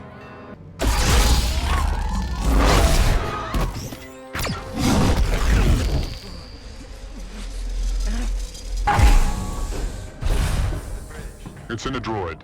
A BB unit.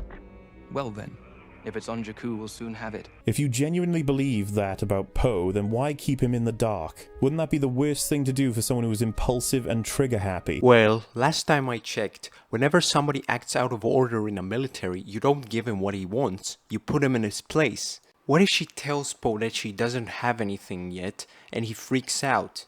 I can see how that could seem worse than keeping him in the dark, yes. The best thing to do right now is to let the higher-ups think uninterrupted. Vice Admiral, Commander Dameron, with our current fuel consumption, there's a very limited amount of time that we can stay out of range of those Star Destroyers. Very kind of you to make me aware. Let's give me this. And we need to shake them before we can find a new base. And for Poe to exercise patience. But that will simply be a moment for us to think about. A character we have never seen before is mourning another character we only saw once. So, can that not happen? Anyway, she catches him trying to escape and zaps him with the taser. When Finn comes to, he tries to explain that the resistance is going to crumble any time now and he doesn't want Rey to return to this mess. She simply calls him a cowardly traitor. Then Finn explains that they can't escape and that the First Order can track them, and this turns the conversation around completely. Rose now wants to help Finn find a way to deactivate the tracker, and Finn devises a plan to do it. I was under the impression that Finn simply wanted to escape, run from the First Order and protect Rey. They are his drives, but now he's going to go on a wild bantha chase trying to sneak past the First Order and disable their tracker, which isn't possible until he goes to Canto Bight. This sounds as though he wants to do everything he can to protect the Resistance. Not quite. He just had to resolve his conflict with Rose before he could continue. On top of that, this shouldn't change that he was a deserter just now, but Rose doesn't seem to care any longer. Because they devise a plan to solve both of their problems. She's only concerned with taking this coward up on his offer to try and disable a tracker, even if it involves taking a ship and jumping to hyperspace, which is exactly what a coward would want. Finn wants to find Rey, not jump to Canto Bight while being kept a close eye on by Rose. Not to mention that he says he used to mop the breaker room for the tracker on Snoke's ship, which means that Finn knows about the tracker. So why did he say that tracking through hyperspace is impossible earlier? No, it just means he knows about the room. Mopping the floor next to something doesn't beam knowledge of what that something is to your head. The tracker might have not even been installed yet at the time. And even if at the time Finn knew about the tracker, that doesn't mean he knew what type of tracker. For those who say that there are no plot holes in this film and that you don't understand what they are, that is correct! Besides, I thought Finn was situated on the Starkiller base, not Snoke's ship as they stated in The Force Awakens. That doesn't mean that Finn's life as a janitor began and ended on one space station. You're telling me that Finn happened to mop the only room we currently need to know the location of in a ship we weren't aware of until this film began? Yes, that is exactly what you're being told. Any more brilliant questions? Following that, they tell Poe about their plan. Poe suggests blowing up the Star Destroyer with the tracker on board, being the Supremacy. But Finn says they can't because the First Order would simply start using the tracker on another ship, and therefore they need to disable the one that they are actually using and hyperspace out before the First Order realize. This is because it takes 6 minutes for the First Order to have a system cycle which would reveal the sabotage. As if destroying the Supremacy is just something they could do if they wanted. Poe literally just says, oh, you know, we could destroy the Supremacy, and Finn says, I like what you're thinking, but that's not going to work. How are you going to destroy the Supremacy that easily? How? Gee, it's almost like Poe having that kind of mindset is his character flaw or something. Not to mention that this means that the First Order has many functioning trackers but chooses to use one instead of coordinating information from multiple trackers. There is no reason for this. There is no reason for energy conservation for a fleet of battleships? Really? Who even said that they would need more information in the first place? And I may be getting ahead of myself here, but there are also no guards on the breaker room. How do you know that? Under normal circumstances, I mean. Sure, in this case it appeared as though there were no guards, but that's only because they were spotted and Phasma wanted to get the jump on them. Also, C-3PO no longer has a red arm. There is no reason for this. I assume that Rian Johnson forgot that it was red for no reason before, though for as long as it lasted, I'm sure it sold a lot of toys that were distinguishable from the OT and the prequel C-3PO. Like, seriously, I'm not even, I'm not even bothered by this. It's just so shallow. Yes, that's exactly how I would describe what little valid criticism you actually have. Well, aside from one point about Chewbacca being wasted, but that's it. Anyway, it's not over. Maz Kanata is played by a half Kenyan, half Mexican actress by the name of Lupita Nyong'o, who was celebrated as a casting choice that promoted diversity along with Captain Phasma, Rey, Finn, etc. And since this sequel is taking place with a fleet chasing another fleet in space, there is no way to get her into this film, because Maz Kanata is located in some cantina on some planet. So it's impossible, right? Well, no, holograms have been a thing for quite some time in Star Wars. As well as, you know, means of traveling from a planet to someplace else in the galaxy. Finn says the entire plan they just came up with point by point is worthless as they can't get into the ship because of its shields. It is actually bizarre that it took this long for him to stop in his tracks and consider this. They've been constructing the plan for ages and he has not brought this up yet. They've been constructing the plan for ages. What's that? Luke is acting differently? How could this be? I mean, this is only taking place like a day after Return of the Jedi. But then Poe decides to call Maz. Why? Did we even see Maz and Poe talk to each other in the other movie? Why wouldn't it be Finn? Is this like a legitimate mistake in the script? Do they forget who met Maz in the first film? Or is this supported by a novel where Poe and Maz are friends? Or, you know, maybe the guy who has been in the Resistance for quite some time know more about the Resistance ally than some random dude who just met her once. Anyway, Maz is displayed to them on some kind of 360 video call, which isn't explained in any way, but why bother at this point? Why do they have to explain holograms? Since when do they have to explain holograms? What exactly did you think was gonna happen? That everyone would stop dead in their tracks and start explaining the intricate fake science behind it? I'm gonna point something out that I think by this point we're all aware of. This man is questioning the movie for the sake of questioning the movie. He will never hold the original trilogy to the same standards. Then she literally blasts off and out of the scene and out of the film. Maz Kanata literally pops up for about 2 or 3 minutes, and I honestly think that this is a diversity quota thing. A diversity quota of a black person playing an orange alien. Is this over soon, or do I have to keep waiting on blowing my brains out? I didn't even know Maz's actress was black until after watching the film. They had to have her have a scene in the movie. There is no other reason why she's here other than to provide a piece of information that turns out to be absolutely useless in the grand scheme of things. Maybe they just wanted to do a cameo regardless of race. Finn then gives Poe the homing device, and this implies to the audience that Finn is doing all of this to save Rey from coming back to the fleet, which is now more in line with his character and more clear. But what is it that we know in totality?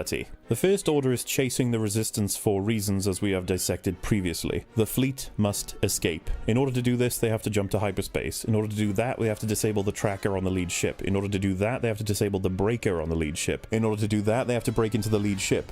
In order to do that, they have to get the master code breaker. In order to get the master code breaker, they have to go to Canto Bight. And in full, the code breaker information is to go to this obscure planet we've never heard of before and find the man at the high stakes table wearing a white suit and a red rose lapel who is essentially a master at everything because Maz is unavailable. We assume he's simply going to help them out of knowing Maz. This is what it means to be convoluted. If you're referring to your overly detailed explanation of them needing to pick up a guy, get him to the breaker room in Snoke's ship, and then all escape, then yes. Then we move back to Rey as she contacts Kylo Ren through what we can assume is the Force. Kylo says that this can't be Rey's doing as the effort would kill her. She says he will pay. She's clearly grieving for Han Solo, and again we are disjointed tonally by suddenly having a series of frog nun monsters making funny noises. I genuinely find it baffling that Rian Johnson places extremely lackluster sources of humor in places that are meant to be taken seriously, but he seems to just keep pushing it as if it's some kind of perfect formula. Yes, because as my Empire Strikes Back video shows, Rian Johnson understands how to correctly blend tones in Star Wars. What, you think Rian doesn't know how to keep things strictly serious in stories where that would actually fit? Perhaps the more bothersome part to this, however, is that we're shown grief from Rey. She's talking to Kylo in reference to the murder of Han Solo.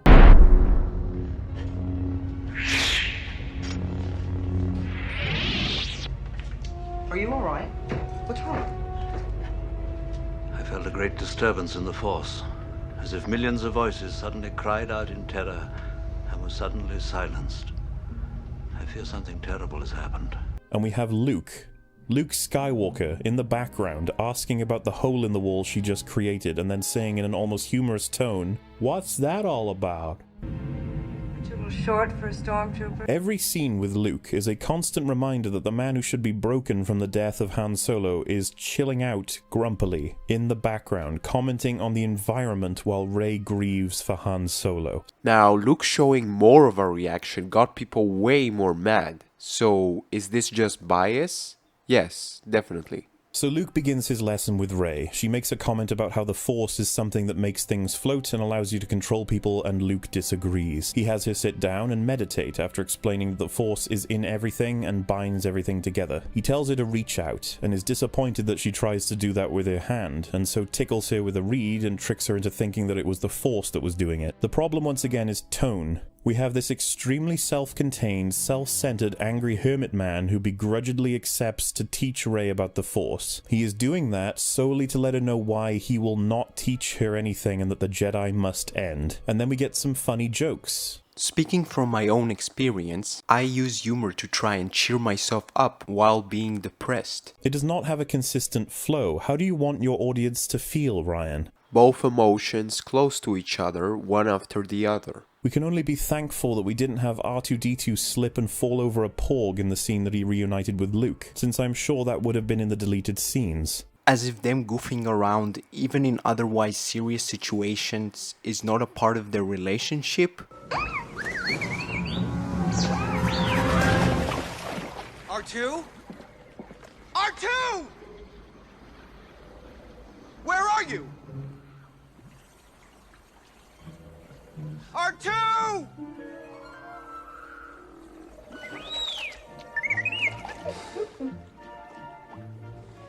You be more careful.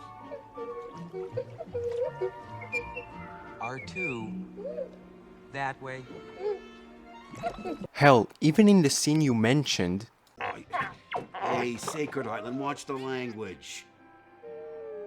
Sure, you could say him slipping on a porg would have been too much for that moment, but please don't pretend like it's that simple, that all it boils down to is funny plus serious equals objectively bad. Rey then talks about the duality of the Force, that she can sense the pro and the con of all the elements on the island. Luke has her describe the Force and then tells her that it does not belong to the Jedi, which is a line I can get behind in terms of development of the lore, but then Luke says, "To say that when the Jedi die, the light dies is vanity. Can't you see that?" This line doesn't make sense at all. It came out of nowhere. The Jedi are the opposing force to the Sith. To quibble about whether the Force is still around if the Jedi aren't is one thing. But that's exactly what the line is about. But he's demanding that we embrace the light without the use of the Jedi. The obvious problem here is the Sith didn't catch the memo. For any of the faults the Jedi have, as well as why Luke has turned his back on them, they have a tendency to fight the Sith. MauLLy, the duel you are showing right now, you do remember how it ended, right? Which is incredibly useful when you have mass-murdering psychopaths like Kylo Ren and Snoke running around. Almost everything the Jedi ever did served to help Palpatine rise to power. If Luke wants the dissolution of the light side and the dark side to bring a new thing, fair enough. But removing one side, the side that happens to be positive, is not going to make everything work out. Yeah, the movie already agrees with you on that. And if you think that's too obvious for Luke to have not already figured out, I'd like to remind you that his and Vader's conflicts in the original trilogy essentially boil down to be good and don't be bad, because being good is good and being bad is bad. Like you said, a story for children. Not to mention that he should know this very well considering his time in the original trilogy. Under regular circumstances, he would not be reacting like this. But these circumstances aren't regular. Right now, Luke is jaded and disillusioned as a result of his guilt, which I'll go more over later. Is he happy to let the Sith just take control of the galaxy and kill the people he loves? No, he's not happy, and that's why he's so inactive. Crippling depression is not just a meme, it's a real thing. Not to mention that Luke is one of the most emotional Force sensitives out there, which goes both ways. His love for those people is what led him to feel so worthless, because of how badly he failed them. When Yoda says, "Anger, fear, aggression, the dark side of the Force are they," I thought to myself, well, what about the other kind of negative feelings, such as sadness or apathy? Well, I assume that's where the whole closing yourself off from the Force thing comes into play. But since the Force is supposed to be an allegory for real life, just like becoming a dark-sided person is a slippery slope, If once you start down the dark path, forever will it dominate your destiny, consume you it will. so is this. I mean, imagine approaching depressed people that way in real life. Haha, you stupid idiot. Obviously being miserable isn't gonna make things better for you.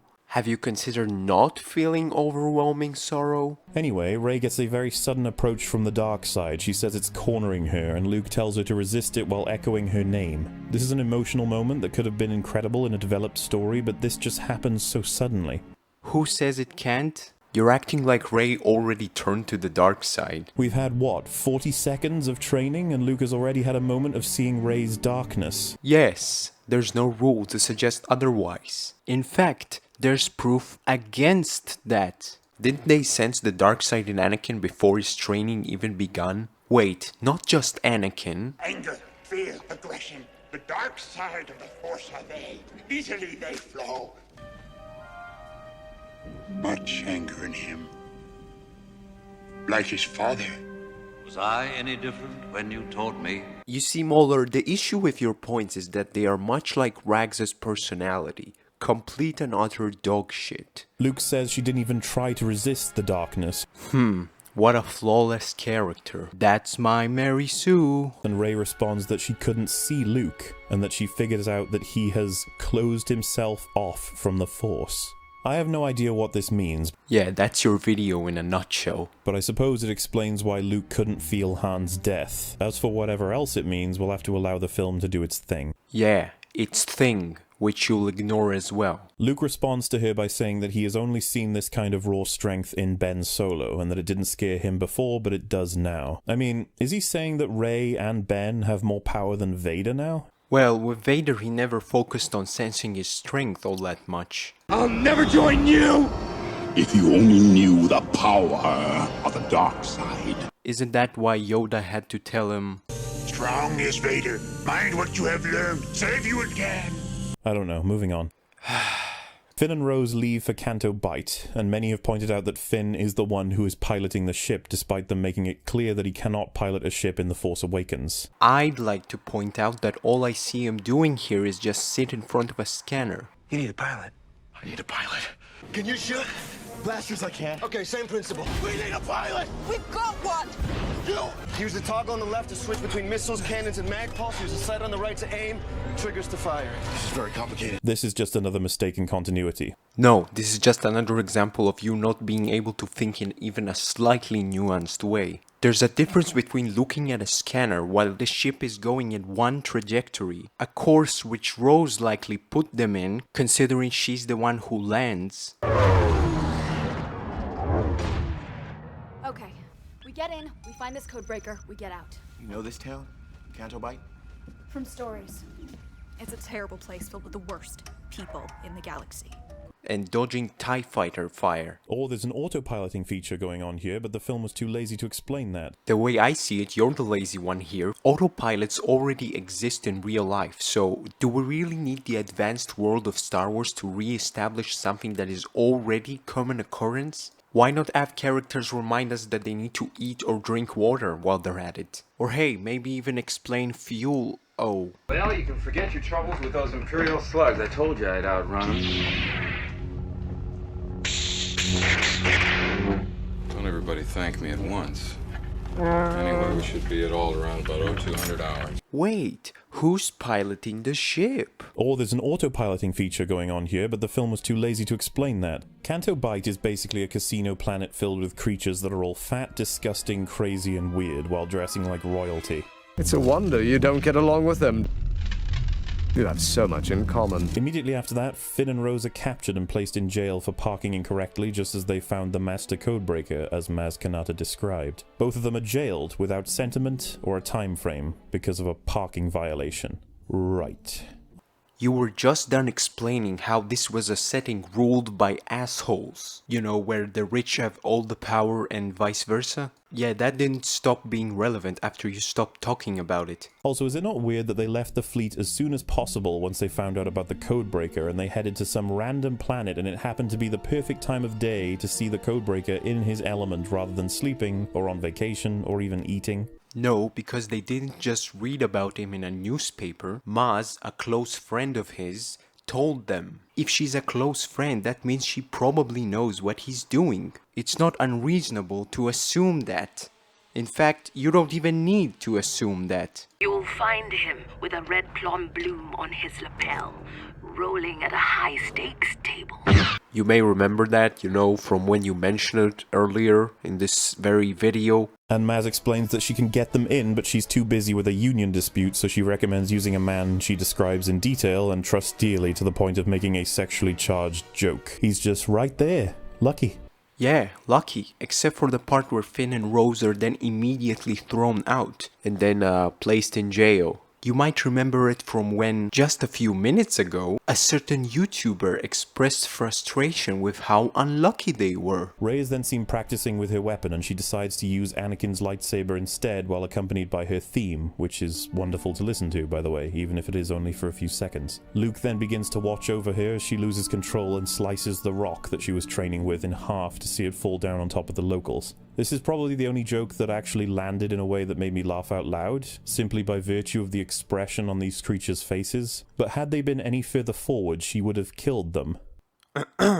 Rey then goes to talk with Luke and he explains that Jedi are now deified even though their true legacy is failure, citing that at the height of their power they allowed Darth Sidious to rise and wipe them out, as well as Darth Vader being trained and created by a Jedi Master. Rey then turns the conversation by reminding Luke that he saved the galaxy from Vader by turning him back to the light, and he is a Jedi. Luke refers to himself as a legend, then explains the 30 years of history we've all been waiting for. Luke trained Ben in a temple along with many other students, and then he saw darkness within him. One night he confronted him and Ben buried Luke under a structure. When Luke woke up, his temple was in flames and his students either left with Ben or were slaughtered. Luke then says he failed because he was a Skywalker. A legend. That's it. That is our full history aside from a tweak or two. That's it? That's all you have to say? Nothing about why this wouldn't impact Luke the way it did? So much for objective criticism. And so we have a problem. Luke is a completely different character. Not even the people who love the film disagree with this. Yes, we do. What we don't do is gloss over the explanation like you just did. The defense always amounts to yes, but it still makes sense. But does it? There is good in him. I felt it. He won't turn me over to the Emperor. I can save him. I can turn him back to the good side.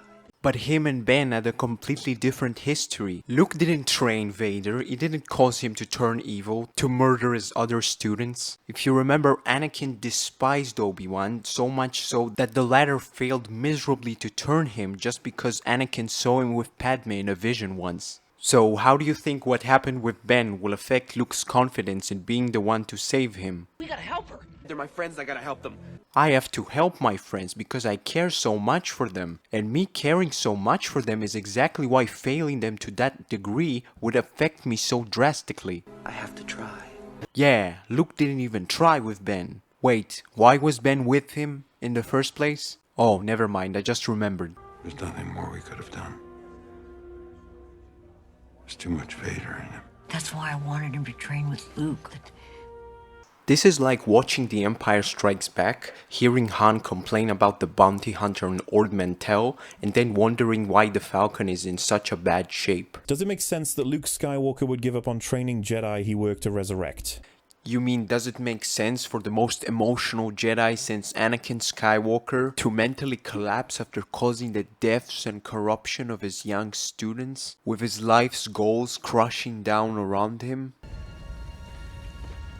The temple was burning. He had vanished with a handful of my students and slaughtered the rest. Leia blamed Snoke, but it was me.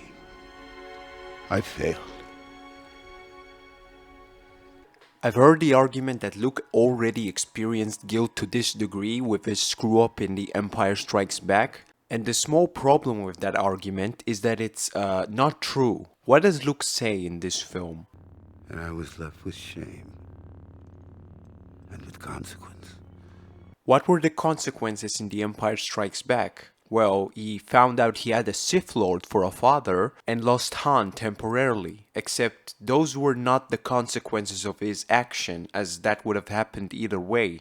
The only thing that is even remotely comparable is not having a hand for a couple of hours. Which, I mean, not to downplay the pain of getting your hand cut off, but it's not the same, not even close. Especially when Luke received a new hand soon after. Does it make sense that Luke Skywalker would give up on the Jedi as a whole, despite what he learned about the balance and the actual history that took place in the prequels? I swear, MauLL's editor is actively working against him here. Why the fuck would you show the footage of Anakin killing the younglings because of the Jedi's mistakes, only to then go back to, I wonder why he threw that lightsaber. Which side are you on? Anyway, here's your history lesson.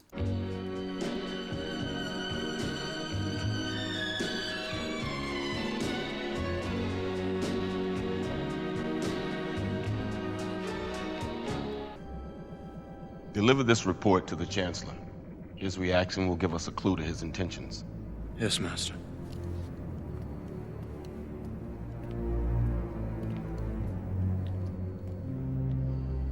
I sense a plot to destroy the Jedi. The dark side of the Force surrounds the Chancellor.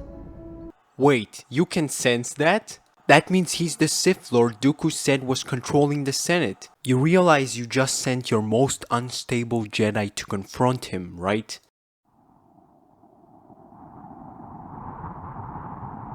Our enemy created an army for us. If this was known, public confidence in the war effort, the Jedi, and the Republic would vanish. There would be mass chaos. I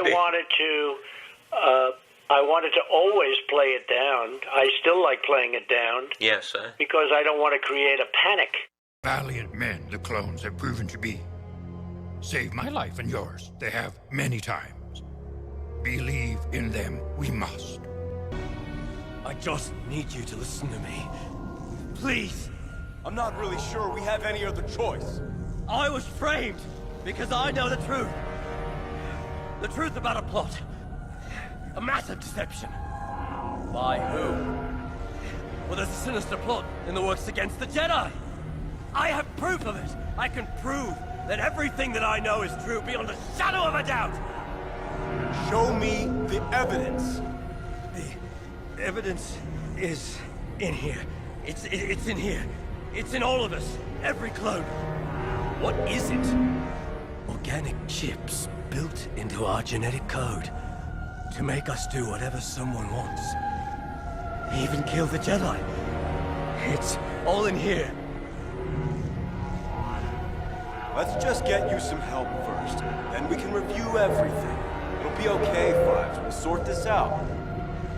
You don't believe me! Believe in them, we must. Are you really telling me the dark side can make wisdom sages completely fucking brain dead, but it can't make an extremely emotional Jedi react extremely emotionally?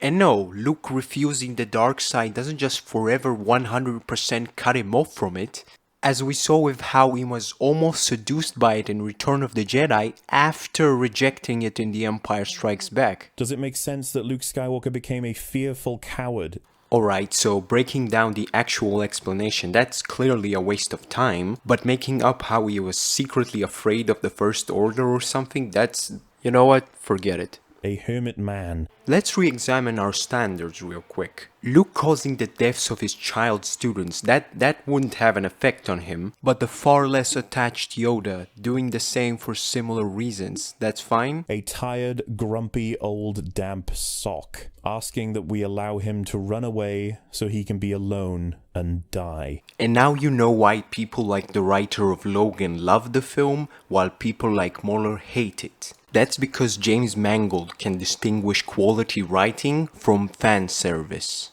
A Jedi doesn't give up. Now I love Mark, but he's wrong here. Yoda gave up on his own abilities, Obi-Wan gave up on Anakin, Krell, Dooku, Ventress, Ahsoka, the list goes on, all the way until a certain other Skywalker. Mark then goes on to point out how regardless of any mistakes, Jedi persevere. I don't believe a Jedi would ever give up. You see, if he makes a mistake, he doubles down and does the right thing, regardless of the magnitude of his mistake. It's even worse with Anakin and Luke, because again, they are far more emotional and attached than other Jedi. Take for example Obi-Wan in the Clone Wars. How his relationship with Satine differs from that of Anakin and Padme. I simply feel she is vulnerable to her emotions. She is? Or you? What are you implying? Anakin, I understand to a degree what is going on. You've met Satine. You know I once harbored feelings for her. It's not that we're not allowed to have these feelings, it's natural.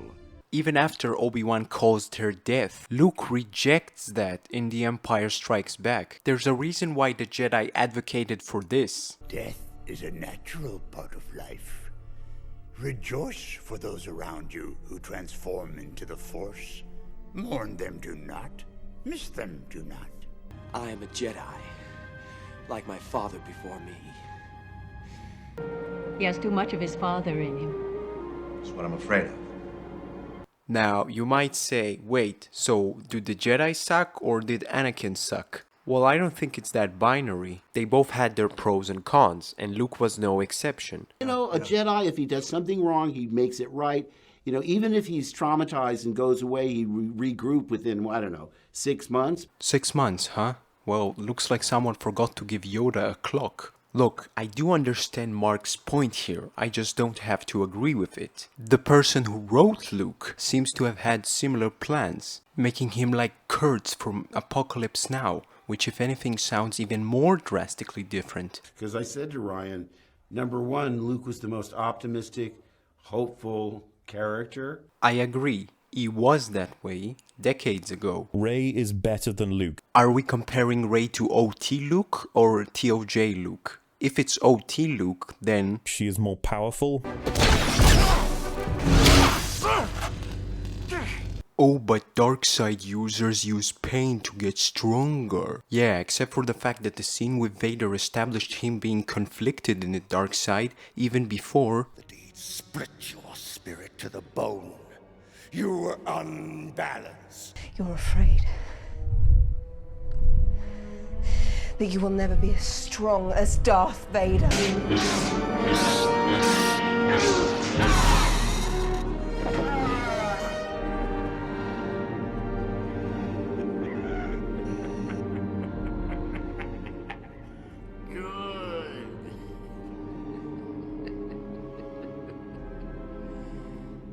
Heat has made you powerful.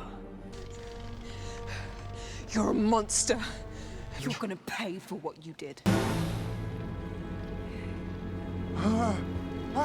More morally righteous. Can you stand? We've got to get out of here before the Sand People return. I don't think I can make it. You go on, Master Luke. There's no sense in you risking yourself on my account. I'm done for. No, you're not. What kind of talk is that? Don't follow me. Town is that way. No!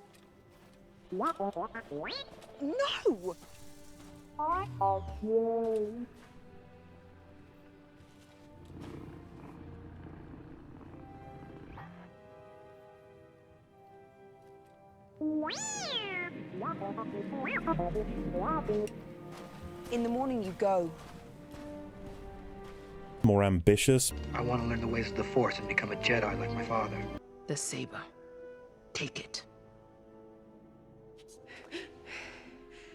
I'm never touching that thing again. I don't want any part of this. I want to transmit my application to the Academy this year. You mean the next semester before the harvest? Sure, there's more than enough droids. Harvest is when I need you the most. It's only one season more. This year we'll make enough on the harvest that I'll be able to hire some more hands, and then you can go to the Academy next year. You must understand I need you here, Luke. But it's a whole nother year. More thoughtful. Come on. Why don't you take a look around? You know what's about to happen, what they're up against. They could use a good pilot like you. You're turning your back on them. Sounds like she's in trouble. I better play back the whole thing. Kinda. Greetings, Exalted One. Allow me to introduce myself. I am Luke Skywalker, Jedi Knight and friend to Captain Solo. I know that you are powerful, mighty Jabba, and that your anger with Solo must be equally powerful. I seek an audience with your greatness to bargain for Solo's life. With your wisdom, I'm sure that we can work out an arrangement which will be mutually beneficial and enable us to avoid any unpleasant confrontation. As a token of my goodwill, I present to you a gift. I'm taking Captain Solo and his friends. You can either profit by this or be destroyed. It's your choice. Jabba! This is your last chance.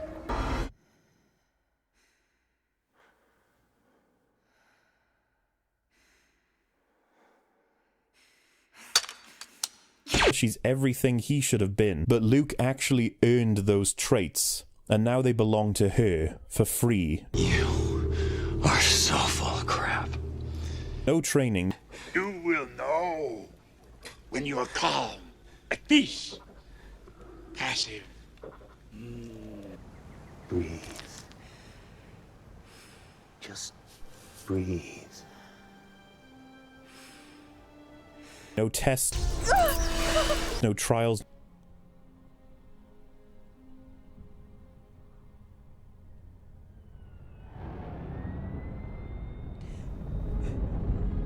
No tribulation. He's just fun, and he was forced to play literally the opposite of that. Yeah, that's what makes it impressive acting. Anyway, the fact that Luke has been butchered as many iconic characters have been with every reboot that gets released, plenty of people still like the direction, but regardless of how they feel, regardless of how Mark feels, regardless of how the world feels, I feel like it was a terrible decision. Oh, your feelings just so happen to agree with the facts. Interesting. Luke has been provided a very classic case of character assassination, and it's devastating for long-time viewers. Damn, for the longest time I thought for sure I was one of those long-time viewers, just like that one guy who thought he was black. You have a problem figuring out whether you're for me or Trump, and you ain't black. Because not only is it something that we don't want to see, but it is given no meaningful or developed reasoning. None of this makes sense. You hear that, guys? Dead children don't mean anything. Joel did nothing wrong except for that whole morality thing. Fuck poor people. Dead children don't mean anything. Oh, there's a pattern here, alright. You know, the kind that serves as a really good pro-choice ad. No, really, you guys actually managed to make yourselves look bad more than anything else. Now that's impressive. The reason this is so important is that your biggest problem with the film is Luke's morality. But coming from people whose moralities are so beyond fucked, that is if anything a compliment. Let's be honest, you don't give a flying fuck about Luke's mental state. The only thing you care about is whether the semi-sentient Luke action figure hits the bad guy action figure. Now would be a good time to bring back the argument that MauLLy can say whatever moronic shit he wants in his Unbridled Rage series, with virtually no accountability because anger means no accountability, unlike the objective objectivism videos where he only says objective things objectively speaking. I report the news, I don't create the news, but from like a news standpoint, people are so annoying when you do news. We're the goddamn news. It's my job. The news to report the news. And I have like a million people depending on me for the news. The news. Keemstar is very adamant that the Drama Alert channel is different from his Twitter account. They shouldn't be compared to one another because one is very opinionated and the other one is facts, news, and hard-hitting reporting. However, one is run by a complete sociopath and the other is also run by the same complete sociopath. How would this complete sociopath react on this matter? Well, he's already showed us how he would react by lying his ass off in ways that are impossible to disprove, seeing as they are directly proven by the films. It is absolutely a simple prospect. The prequels went further and made it clear that the good guys ruled, and the progression of events were clear. Anyway, the amount of time it takes to loose the payload from the bomber means that the first bomb would likely have a chain reaction from the dreadnought all the way to the bomber itself. In fact, this is exactly what we are shown. The surface cannons in the OT were more than capable of decimating fighters. We are now making up some new and strange rules about surface cannons to explain Poe's abilities. It makes sense because she would have trained under Luke during the 30 years. Like I said, there's nothing to suggest this at all. I'm at my wits' fucking end with the lies. And saying a bunch of shit that's so dumb its stupidity is indisputable by any sane human being. Why does the film never explain how holograms and fuel work? People can't be threatening in one moment and made fun of in another. That is physically impossible. They have not established that robotic bodies can have different reactions to electricity compared to human beings. The milk. How could you not mention the milk? I'm not homophobic, I just don't want to be forced to see homosexual relationships. Is that a mirror, Donkey? The original game. Yeah. I mean, I don't think anyone described that they pushed his sexuality on you in the first game. I find it disgusting. Men kissing men, holding hands in the street. Every fucking TV show now, they rub your nose in it. I'm no script writer. I got a nice two-word name for you, pretentious cocksucker. How do you like that?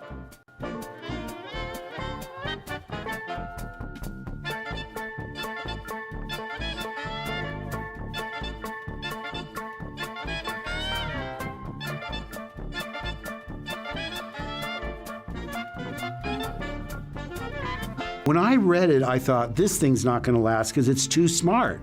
It's too intellectual. I am sitting in a room full of fucking idiots. You dumb motherfuckers!